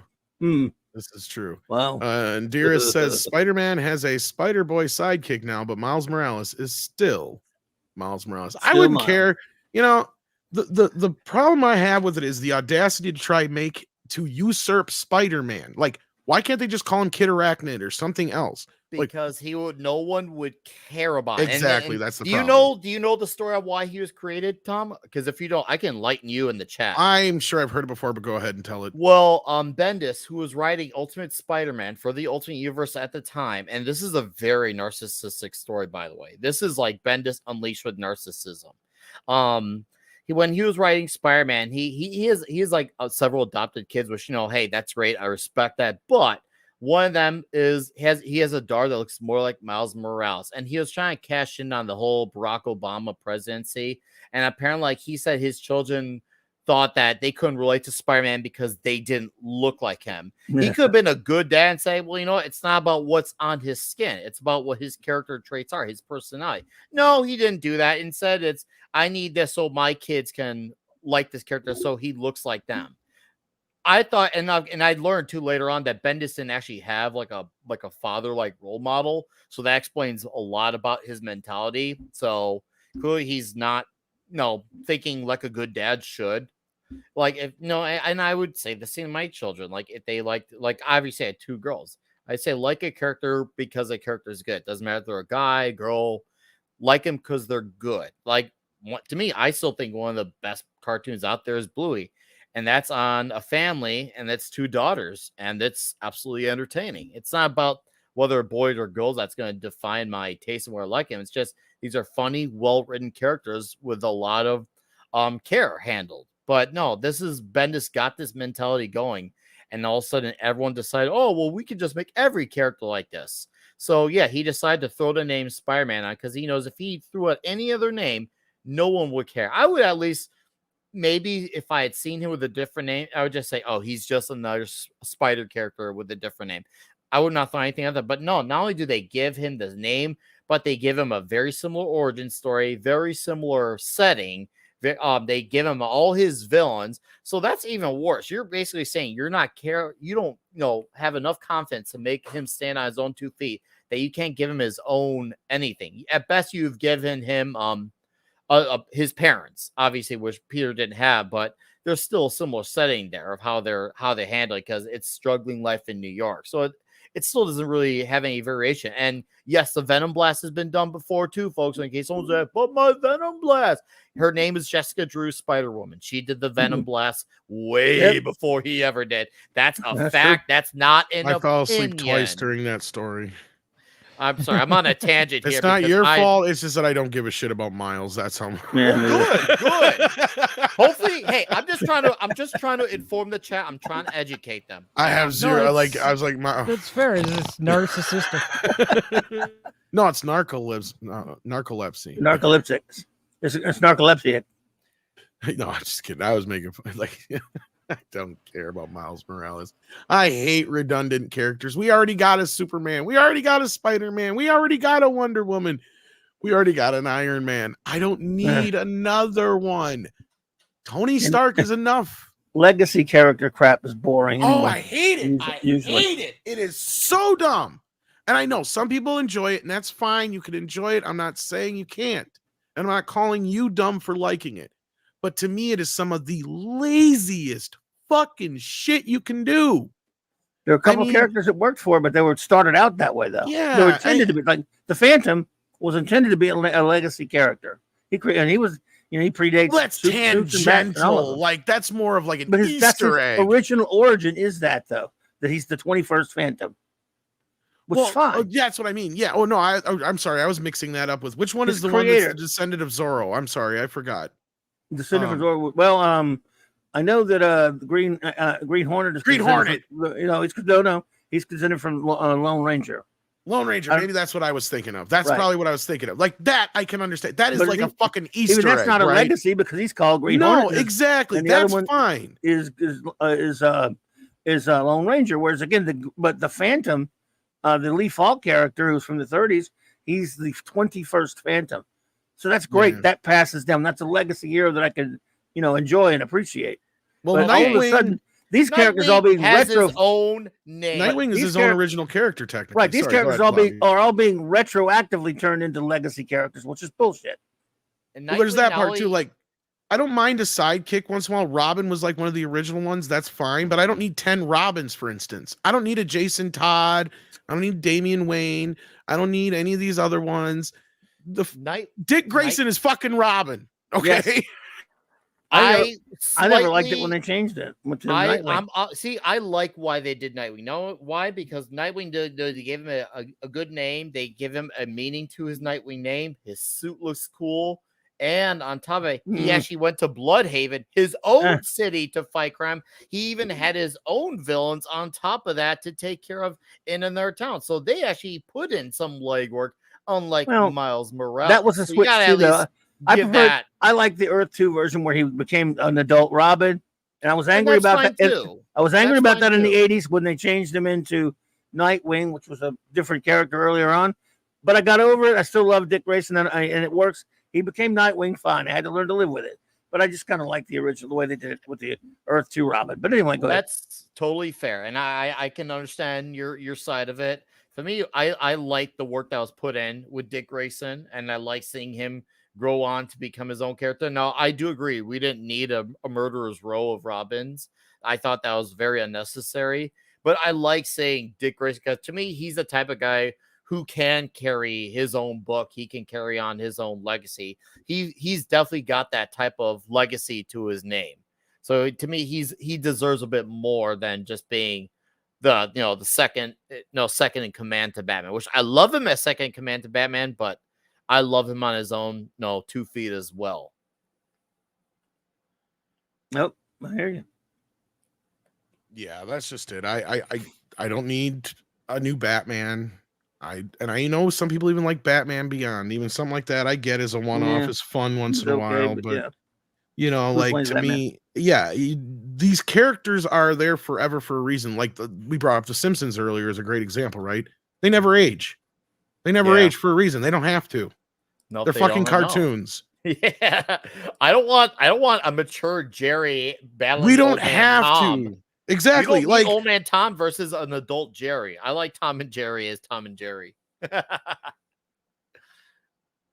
Yeah, that's my point. Like, I get it. Sometimes it's cool to explore like an older version of a character and whatnot. Logan's a great example. It was kind of cool to see that with Hugh Jackman is a one-off type thing. And I'm aware of the comics and how batshit crazy they are with the Hulk babies and all that shit. The incest Hulk babies. Yeah. Like, I mean, it's just I don't need to see old decrepit versions of all my superheroes. They shouldn't have to age. That's the whole point of them living in, a comic book world, is that every day is a new day for Superman and he doesn't get older. Yeah. You can have a new adventure and it doesn't matter. You just change the times around them. That's where you reboot things every like 20 years. You just go, okay, now we're in a new time period. Things have changed in the world. Let's reestablish this into a world where it works. That's fine with me. I mean, yes, I like characters to grow too. I'm not saying I don't, but at the same time, comic book characters to me are like cartoon characters. There's a difference between literary and movie characters, or however you want to say it, or television show characters. Or if we're doing like a series of films, like doing Hugh Jackman as Old Man Logan works because he's getting old, right? That makes sense. Okay, fine. Yeah. And that was a non-continuity story too, as well. Yeah, but when you get one comic book a month, it could literally be one day of the year. You don't have to fucking age these characters at all. Right? I mean, sure, they can still grow as characters and beings and whatnot, but like, I just don't see it unless you're really that wrapped up in it. And who stays that wrapped up in these stories for so long? Like, I don't have a lifetime enough to go back and reestablish myself with all these different storylines, right? Like, I get that. So I'm not against rebooting these things every 20 some years. And then you have the so-and-so run, and you have the Jack Kirby run, or you have the Buscemi run, or you have the, insert your run here of whoever. Right? You get instead of just like, I don't care. I've been used to that way growing up with comic books my whole life. I was so used to the idea that sometimes, guess what? This comic book is not going to pick up where the last one left off. Sometimes a new artist is going to come in and new shit is going to happen and nothing is going to match up. It just happens sometimes. It even happened in fucking Ninja Turtles. It would bug me when they would switch artists every few issues. Just little stupid shit like that. It's like, no, yeah. I mean, I get it. It's their churn. I'm not going to bitch at it. It is what it is. I had to get used to that because that's the way the world works. You're not going to be able to have the same people working on the same story for eternity. So they can't continue to grow these characters the same way. It's just certain people work with certain characters the same way, certain don't. And I'm sorry, I'm on a rant here, but again, I don't need 20 different, and I get it. Some people are like, well, what about Jay Garrick Flash compared to, well, there's a big difference in that, like, because wasn't that Flash kind of dormant for a while when the other Flash had come in? Well, now what was going on at that time? Most, not all, but most superhero comics that were coming out from the other companies or from National, aka DC, were not dormant so much, but they were. His was, but he kind of was, but there were a few of them here and there. Some of the books were definitely waning a little bit in popularity, except your big guns. And a gentleman by the name of Julius Schwartz came in, and he was a science fiction guy. Worked for science fiction author. He was like a science fiction agent for a lot of such names as Alfred Bester and Isaac Asimov and Robert A. Heinlein, people like that. And when he got hired by National DC, he got given a pretty big editorial job, and he decided that he thought that the company should go. This was the first big reboot ever. Should go in a little bit of a different direction. In other words, he thought that the origins of the Alan Scott Green Lantern or the origins of the Jay Garrick Flash, while he liked the characters and their powers and stuff, he thought they should be from more of a science fiction type of an angle rather than more right. This guy gets spread. A guy just drinks a chemical and becomes. To be Flash, fair, or a guy I was just going to say, yeah. Well, to be fair, at that point, we had learned a lot more in 20, 30 years in science than we had changed in the last 30 years. But he didn't just, the thing was about it, he didn't just go, all right, that's Jay Garrick and that's Alan Scott, but I'm just going to go ahead and change their origin. He actually created two different people for them. That's what I was going to get to, exactly. And put them on an Earth that was a good number of years later, although he acted as if at first, they're on a different Earth. They're kind of made up in comic books. And for example, Barry Allen gets his powers not just drinking a chemical. He, lightning splashes all over chemicals and it gets all over him.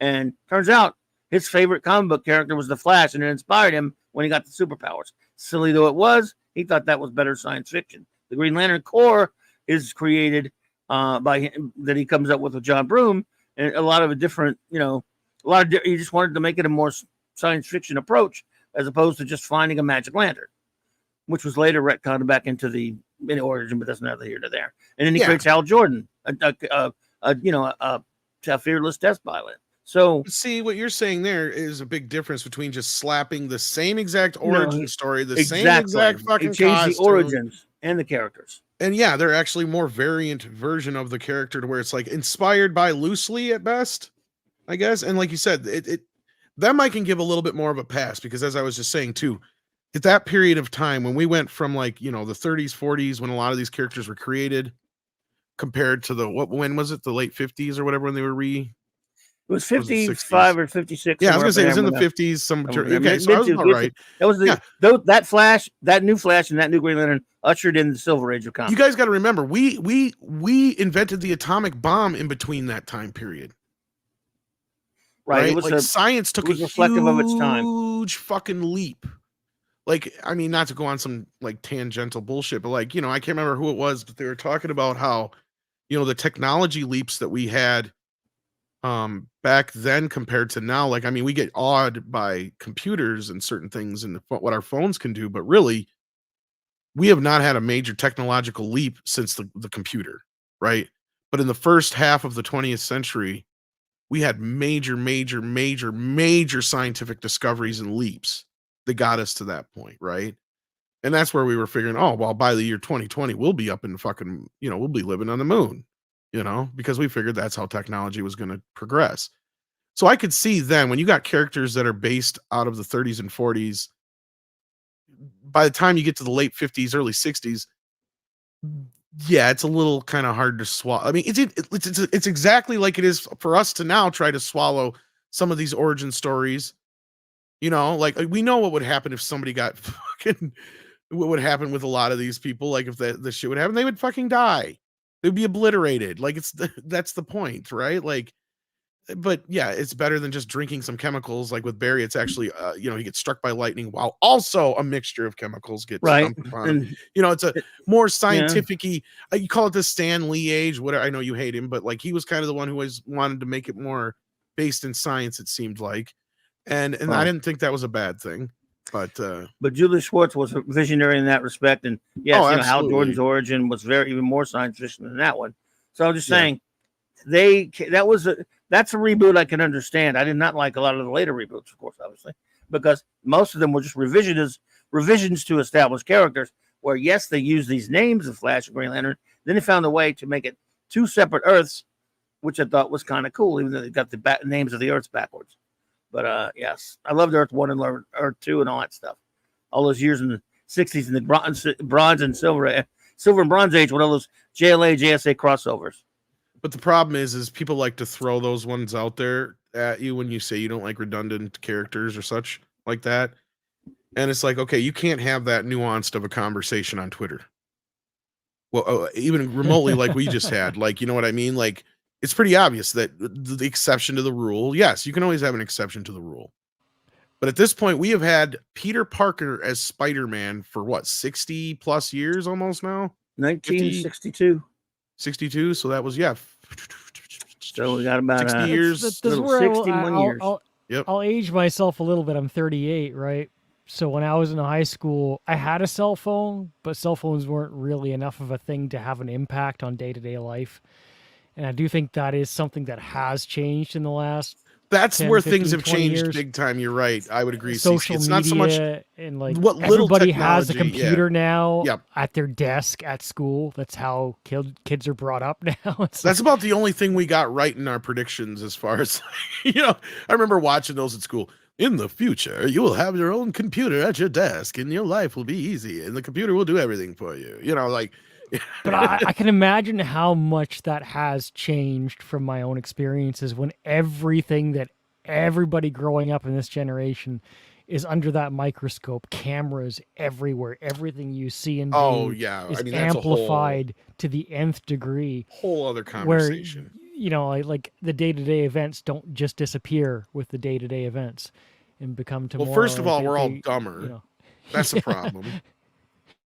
Because they thought TV was going to be the thing to make us dumb. Oh no, it was the little TVs that we have in our pocket is what's making us dumb. Well, it's not the TV, it's the over reliance of it. Like that's my point exactly. That's Nick, yes. the issue is the over reliance of it, and I not only that, we're stupid enough that where a lot of times we don't even realize what we have in our hands. You know how many times my kid would go, "Hey, Dad, how does this work?" And be like, well, "I don't know. Ask Google. You got it in your fucking hand right there." You're like, you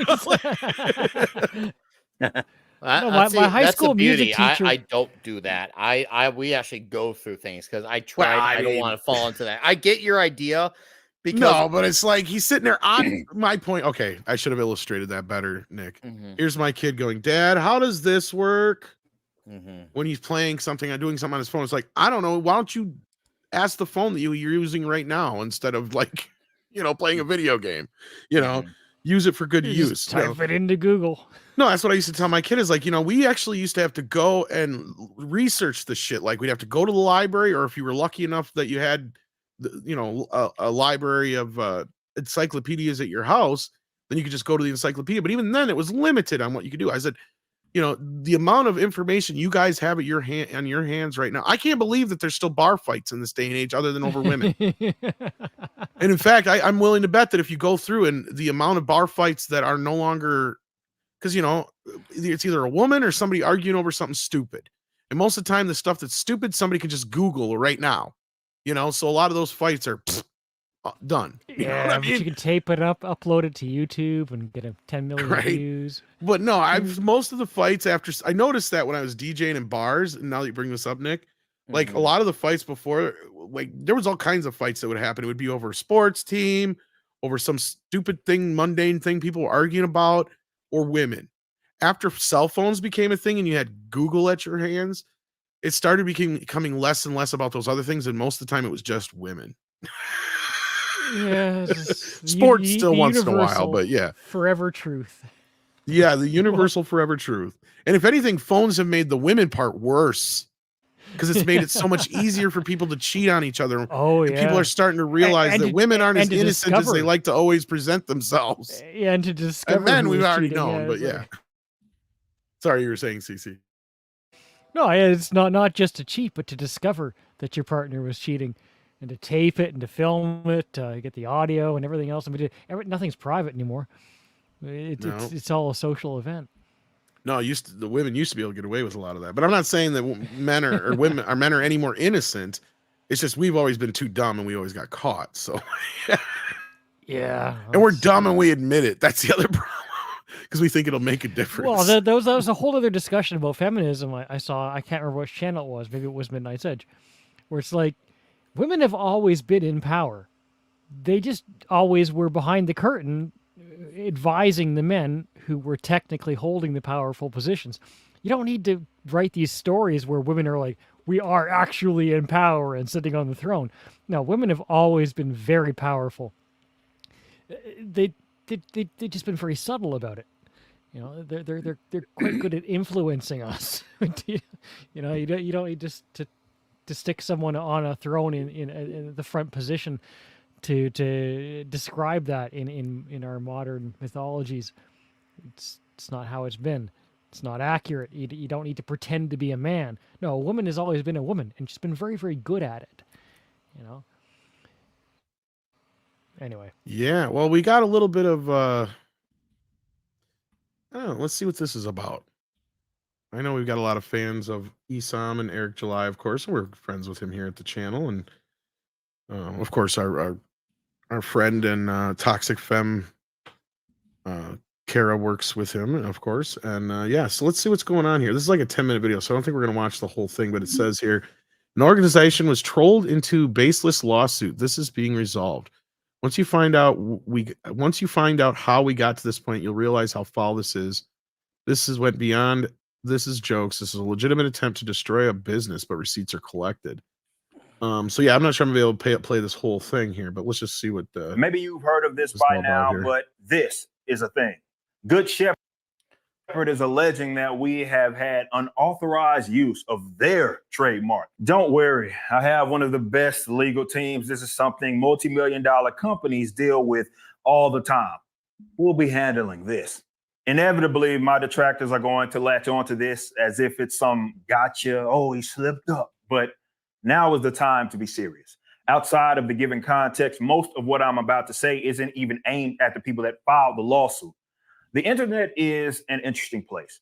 We make fun of each other, and we can do that. We can make our gripes known, and we can dislike others. This is something that every individual is free to do. But I'd like to think that there's a line that shouldn't be crossed when it comes to initiating conflict. At minimum, one should be prepared to deal with those consequences. I certainly am. This has real world implications, and because livelihoods are potentially impacted, I must take this seriously as the owner of this company. What we have right now is a textbook example of gay ops. Not too long ago, there was an accusation of false flagging, and I'm going to show you an example of fair use. Let's set the scene. There's more than likely some reference to me before, but a fat person by the name of Vito really ramped up his public hatred of me at the launch of the Rippaverse last year. Since then, very frequently, this person has made a point to speak negatively about me and this company. Oddly enough, his friend joined in. Once I publicly rejected the opinions that were masked as a review of ISOM #1, he ramped up his public down talking.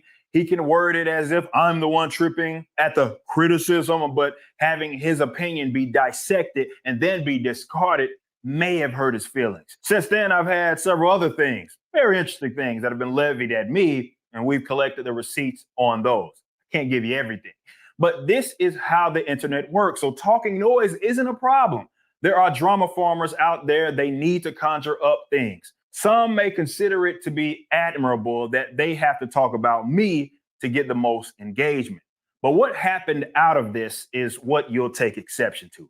You may be thinking, why would something like this happen now? We are 2 books in and a full year removed from the launch of the Rippaverse. This may have something to do with it. In this lawsuit, they allege July Rippa's accusations have caused actual confusion. An example of that actual confusion is shown in the following highlighted copy of an unsolicited email from a third party in which the sender specifically mentions the identity of the trademark ISOM and the cross on the hero's belt. They then show this email from some guy named Obtuse Gnome that was apparently sent to them. In it, a guy claims that he is a journalist by the name of Roy. He concern trolls pretending like he is doing a story of our success. After acting as if he loves to see this, he states, I would be curious to know when the decision was made to make a comic book character using the same name as the International School of Ministry. Has Mr. July received any funding to aid him in the creation of superhero ISOM? Info on the choice to have ISOM have an image of a cross on his belt. What we can hope to see with continuation of ISOM on his journey to rescue Jasmine from prostitution. And if you could, the amazing choice to offer the buyers the option to donate a copy of ISOM #2. He then says, I thank you so much extending your trademarked name in such a unique way and the creation of a new superhero. It is apparent that this person knew what they were doing. They were attempting to encourage a baseless lawsuit. But look again at the beginning and the end of this email. This person claims they were journalists for TDS News and TPBITU. Those obviously stand for the show of the 2 individuals, the Dick Show and the biggest problem in the universe. So is there actually a connection between the 2 individuals and this person that sent this email?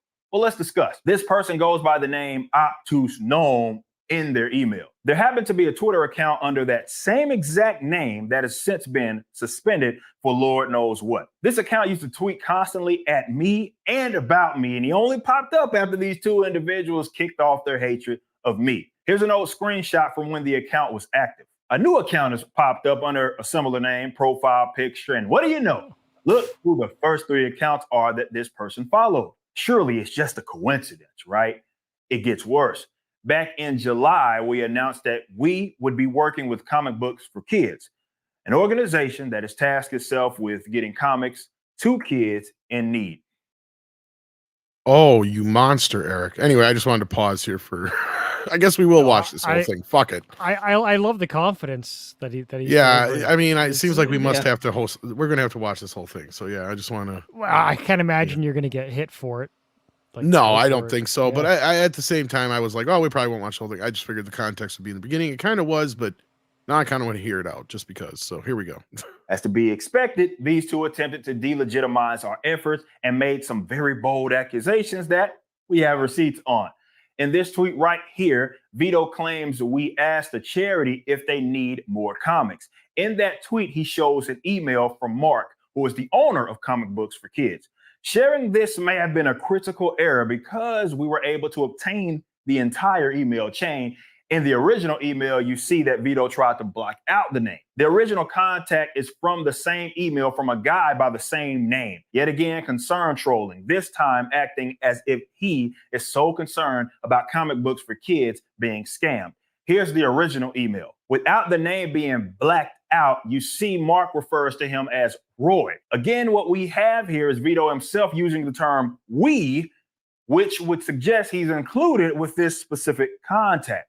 Never mind if this could be interference, just how involved are they in this? Well, here they are on the show referring to contacting Comic Books for Kids. So we contacted that charity. So this is the final email that I got. So we have a tweet where he uses this email, seemingly pointing to an example of we being in contact with the charity. And on video, it looks as if he does something similar.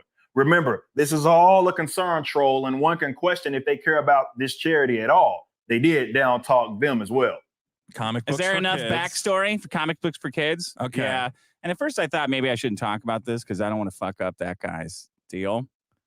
The comic book charity guys. Sure. Yeah, but then I thought, fuck it. This is a bad charity, first of all. And this is where I said, well, I probably shouldn't say this kind of stuff because it'll fuck up this guy's deal. But again, it's already happened. Fuck it. Perhaps screaming false flagger turns a lie into truth or something, or makes one feel justified in their questionable behavior. If you think that this was in response to those nonsensical allegations against me in early August, well, look at the timestamp. The claims that were in reference to the charity were made a full month before that. These claims could have been an attempt to get myself or the company in trouble with the state, and I didn't initiate that. What does false flagger even mean in this context? Here we see one of them saying, I am on a false flagging spree because this account that was suspended, but the suspended account doxed one of our warehouse addresses and a personal home address. Apparently that is false flagging. Could it be that someone is working overtime to attempt to ruin my life and what I've built? I mean, this was said in that video. I'm an asshole for fun. I like it. If I can say I'm doing it for kids, it's just a socially acceptable way for me to act like a psychopath. Yeah. See? So this is a big opportunity for me to be cruel to people. I think this is also, it's really important that it's called motivation. How expensive this is going to be, that's the golden question. So now the rules for the playing field have been set, and I'm the responding agency. Parties have shown that they have no problem either using the state against us themselves or running op campaigns to maybe push someone else to do it for them. This impacts not only myself, but the dozens of other employees and contractors that work for our company. Now, we sniffed this out a long time ago, but if we didn't, the ramifications could be very serious. We're talking things that destroy livelihoods and imprison people. Now, of course, there are some people hoping like hell that something like that would happen to myself as they start from hating me and then work backwards. But this is a step above just simple internet trolling or jokes. No longer am I playing around. Again, receipts have been collected, so deleting your post videos and such won't do you any good. Just understand that we will be acting accordingly. It's what you wanted after all. We don't need to run a crowdfunding campaign quite yet. You know where to find us and how to support us. We know you will keep rocking with me and the people that depend on what it is that we've built. Until then, about this specific thing, I'll be moving in silence. We ain't going anywhere. Woo! Interesting. Wow. Wow. Go get him, Eric. Takeaway for me is the name of that Twitter account, and I don't even want to necessarily say it, but you saw it on air, right? I remember watching the flashcast between Dick Masterson and Eric July, And I used to like Dick Masterson. It wasn't his opinions of Isom that really bothered me, because to me, not everyone's gonna like something, and that's fine. I think everyone should hate something if they want to, if it's something I love. But his handling it was awful. He talked this big game online, and the minute he was right in front of Eric, he talked about how sorry he was. And he changed his tune when he was face to face with the guy he was talking a big game to. And then as soon as that was over, he went back to it. And then he's had these insane crybaby fits. Imagine WCW era Chris Jericho 1997 when he was being the crybaby character, which for Chris Jericho in character, that was funny. But when you're seeing it as a guy who actually means to be a crybaby, it really shuns you from liking the guy. Like, wow, this is going to hand Eric's comic had made $200,000. We'll just say that. He wouldn't have said a word about it. He probably would have just said like, oh, I didn't like the comic and moved on. But this is jealousy. This is pure jealousy just because they don't have the success that he does. How you feel about the comics is not relevant. This is just all done because someone is successful that they don't like. And they are taking it to this level. And Eric's right. These are the type of people that do work overtime. They have no lives. So the best they have to do with their lives is to try to ruin someone. And that's what people who like to ruin people's lives do. They do work overtime day in, day out to do it. And you've seen Vito and Dick be as relentless as they come about this stuff. They don't let go. It's kind of like someone who has TDS. They don't know how to let it go. Yeah. They are just, it's like, oh, hey, the sun, look at the sun out there. It's really nice out there. But you're July. It's just like, okay, I was just talking about the weather.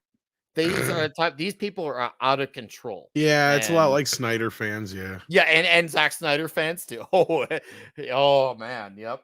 That's an can of worms. Yeah. Anyhow, I know there's supposed to be a stream coming up here eventually on Comics Division, but I can't find it. Sir, I got you the link, Tom. Where is send it? to you via here. Let me Because I can't do anything. I can't find it on the fucking channel or nothing. Fucking YouTube. I got you, dude. Let me go get it. Okay. Normally, I just type in Comics Division and it pops up. Well, hold up. I almost sent you the StreamYard link. Hold on. Well, I need that too, but I don't have the. I will send you that. Hold on. Tox usually sends it to me by now. He's must be busy. I got you, dude. I got you. Oh, okay. Whoa, it. Wow, it is. I like the noises you're making.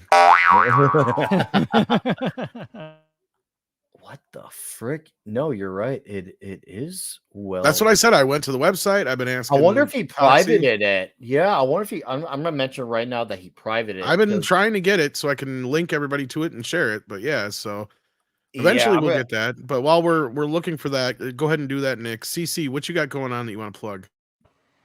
I mean, there's lots of things I like to plug, but tomorrow that night you can talk about on YouTube anyway. Yeah, exactly. Tomorrow night karaoke after the late show with Mexican Iron Man, which is back on Loki's Mornings of Mischief. Ooh. So that'll be at 8 p.m. Pacific time, and then at 10 p.m. Pacific time, we'll get to singing some karaoke into the late night there, and yeah, that's what's going on. Awesome sauce. And Kalabi, what have you got coming up? I'm sure you're a busy man. About half hour, the clubhouse opens up with Raquel and Mark. Looking forward to that. Having some great fun reviewing Tales of Tomorrow, UFO, a Star Trek comic, and much, much more. Kirby month. A few more episodes of that until the month ends, including Monday Night March Comics Talk. Next week, we'll have a Jack Kirby. That'll be his birthday, so celebrate it that night. But before that, of course, tomorrow, my good buddy J-Man's channel, we're reviewing Kirby's Fourth World, all of it. We just started last week, so that's going to take some time to do that. And then, but Saturday Night Star Trek is always this month.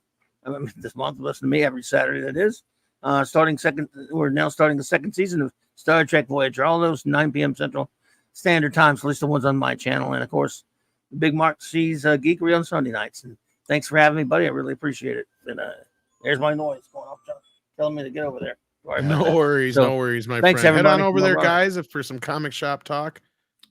Thanks, guys. Thank Appreciate you it, so buddy. much, Clobby, for being here. And I'm gonna Nick, go ahead and run. Thanks. no worries, no worries. Nick will be over on Comics Division with me, I'm sure, eventually here Yes, sir. when we find the link, if it exists. Yeah, I messaged Talks. I think I might even. I know I'm gonna text one of the guys about it too, because I've been going through Gilded and Twitter, and they have like all the topics picked on everything. I'm like, did we literally just forget the stream? We set up everything but the stream, so like we have our guests lined up at everything. So yeah, either I'm way, like trying to guys- find it. I've said something to Toxie, and guys, just we'll be up in a half hour. I'm trying to figure it out here. We'll get you there. Just if you use your, Fine, then I'll send them somewhere else, I guess. Yeah. Just be patient. Loki. Wait, I know where to send them. Mikey's live right now. Still over on. In the meantime, here we go. So head on over there, over at Echo Base, and then eventually we will be on Comics Division, I think. Yeah, we will be. And for those who are gonna watch Clubby's Clubhouse, watch it anyways. Did he go see like Gran Turismo or something like that, and then not that I know. set up the stream? Not that I know of. I mean, if he did, because Culture took off to go see that, so I wondered if that's what they had planned, because they never tell me nothing. Do that, but see that if they were to do that, they would have said that, hey, we're gonna go see this movie, or maybe they would recommend, but they said nothing about it. And I was just talking to Talks about an hour ago. Yeah, less than an hour ago. Yeah. Less than an hour. Well, ago. Talk said he was supposed to get it for me like 20 minutes ago, 30 minutes ago, and he still hasn't. So I don't know what's going on. That's what I'm asking. I don't know. It's okay. People just type in Comics Division on your phones or your laptops, and it'll be up in almost the an next hour ago. I asked for it to be actual. Yeah. It'll pop up. So anyways, when I get blamed, oh, we got a few more super chats here. My bad. Warrior Justice says, I Venom blasted myself when I saw Jessica Drew. Oh, Kareen's in the house. How you doing? She, speaking of Gran Turismo, just got out of it and says it's an excellent story. Great movie. I cried. I cheered. For me, one of the best movies of this year. It's definitely a father-son movie. Well, I'm hearing good things about it, Kareen. I'm glad to hear you liked it. Yeah. Hi, King Fenor, Alpha Chad of Middle Earth says we need more movies like Jet Li's Hero. $30 million budget ended up making almost $200 million. Probably the best film when it comes to visual storytelling. I think I've seen Hero. They really spent $30 million on that movie back then. Oh, okay. Yeah. I mean, well, that's what happens when you make movies that can perform within a decent budget. I mean, that helps. But yeah, I'm trying to remember. I swear I saw Hero, but maybe I haven't. Maybe I'm thinking of another one. I know I see the cover in my head, but I'm trying to remember the movie. But I've been watching a lot of Bruce Lee movies this last week, so you'll have to forgive me. Everything is kind of right now. So yeah, just totally blur.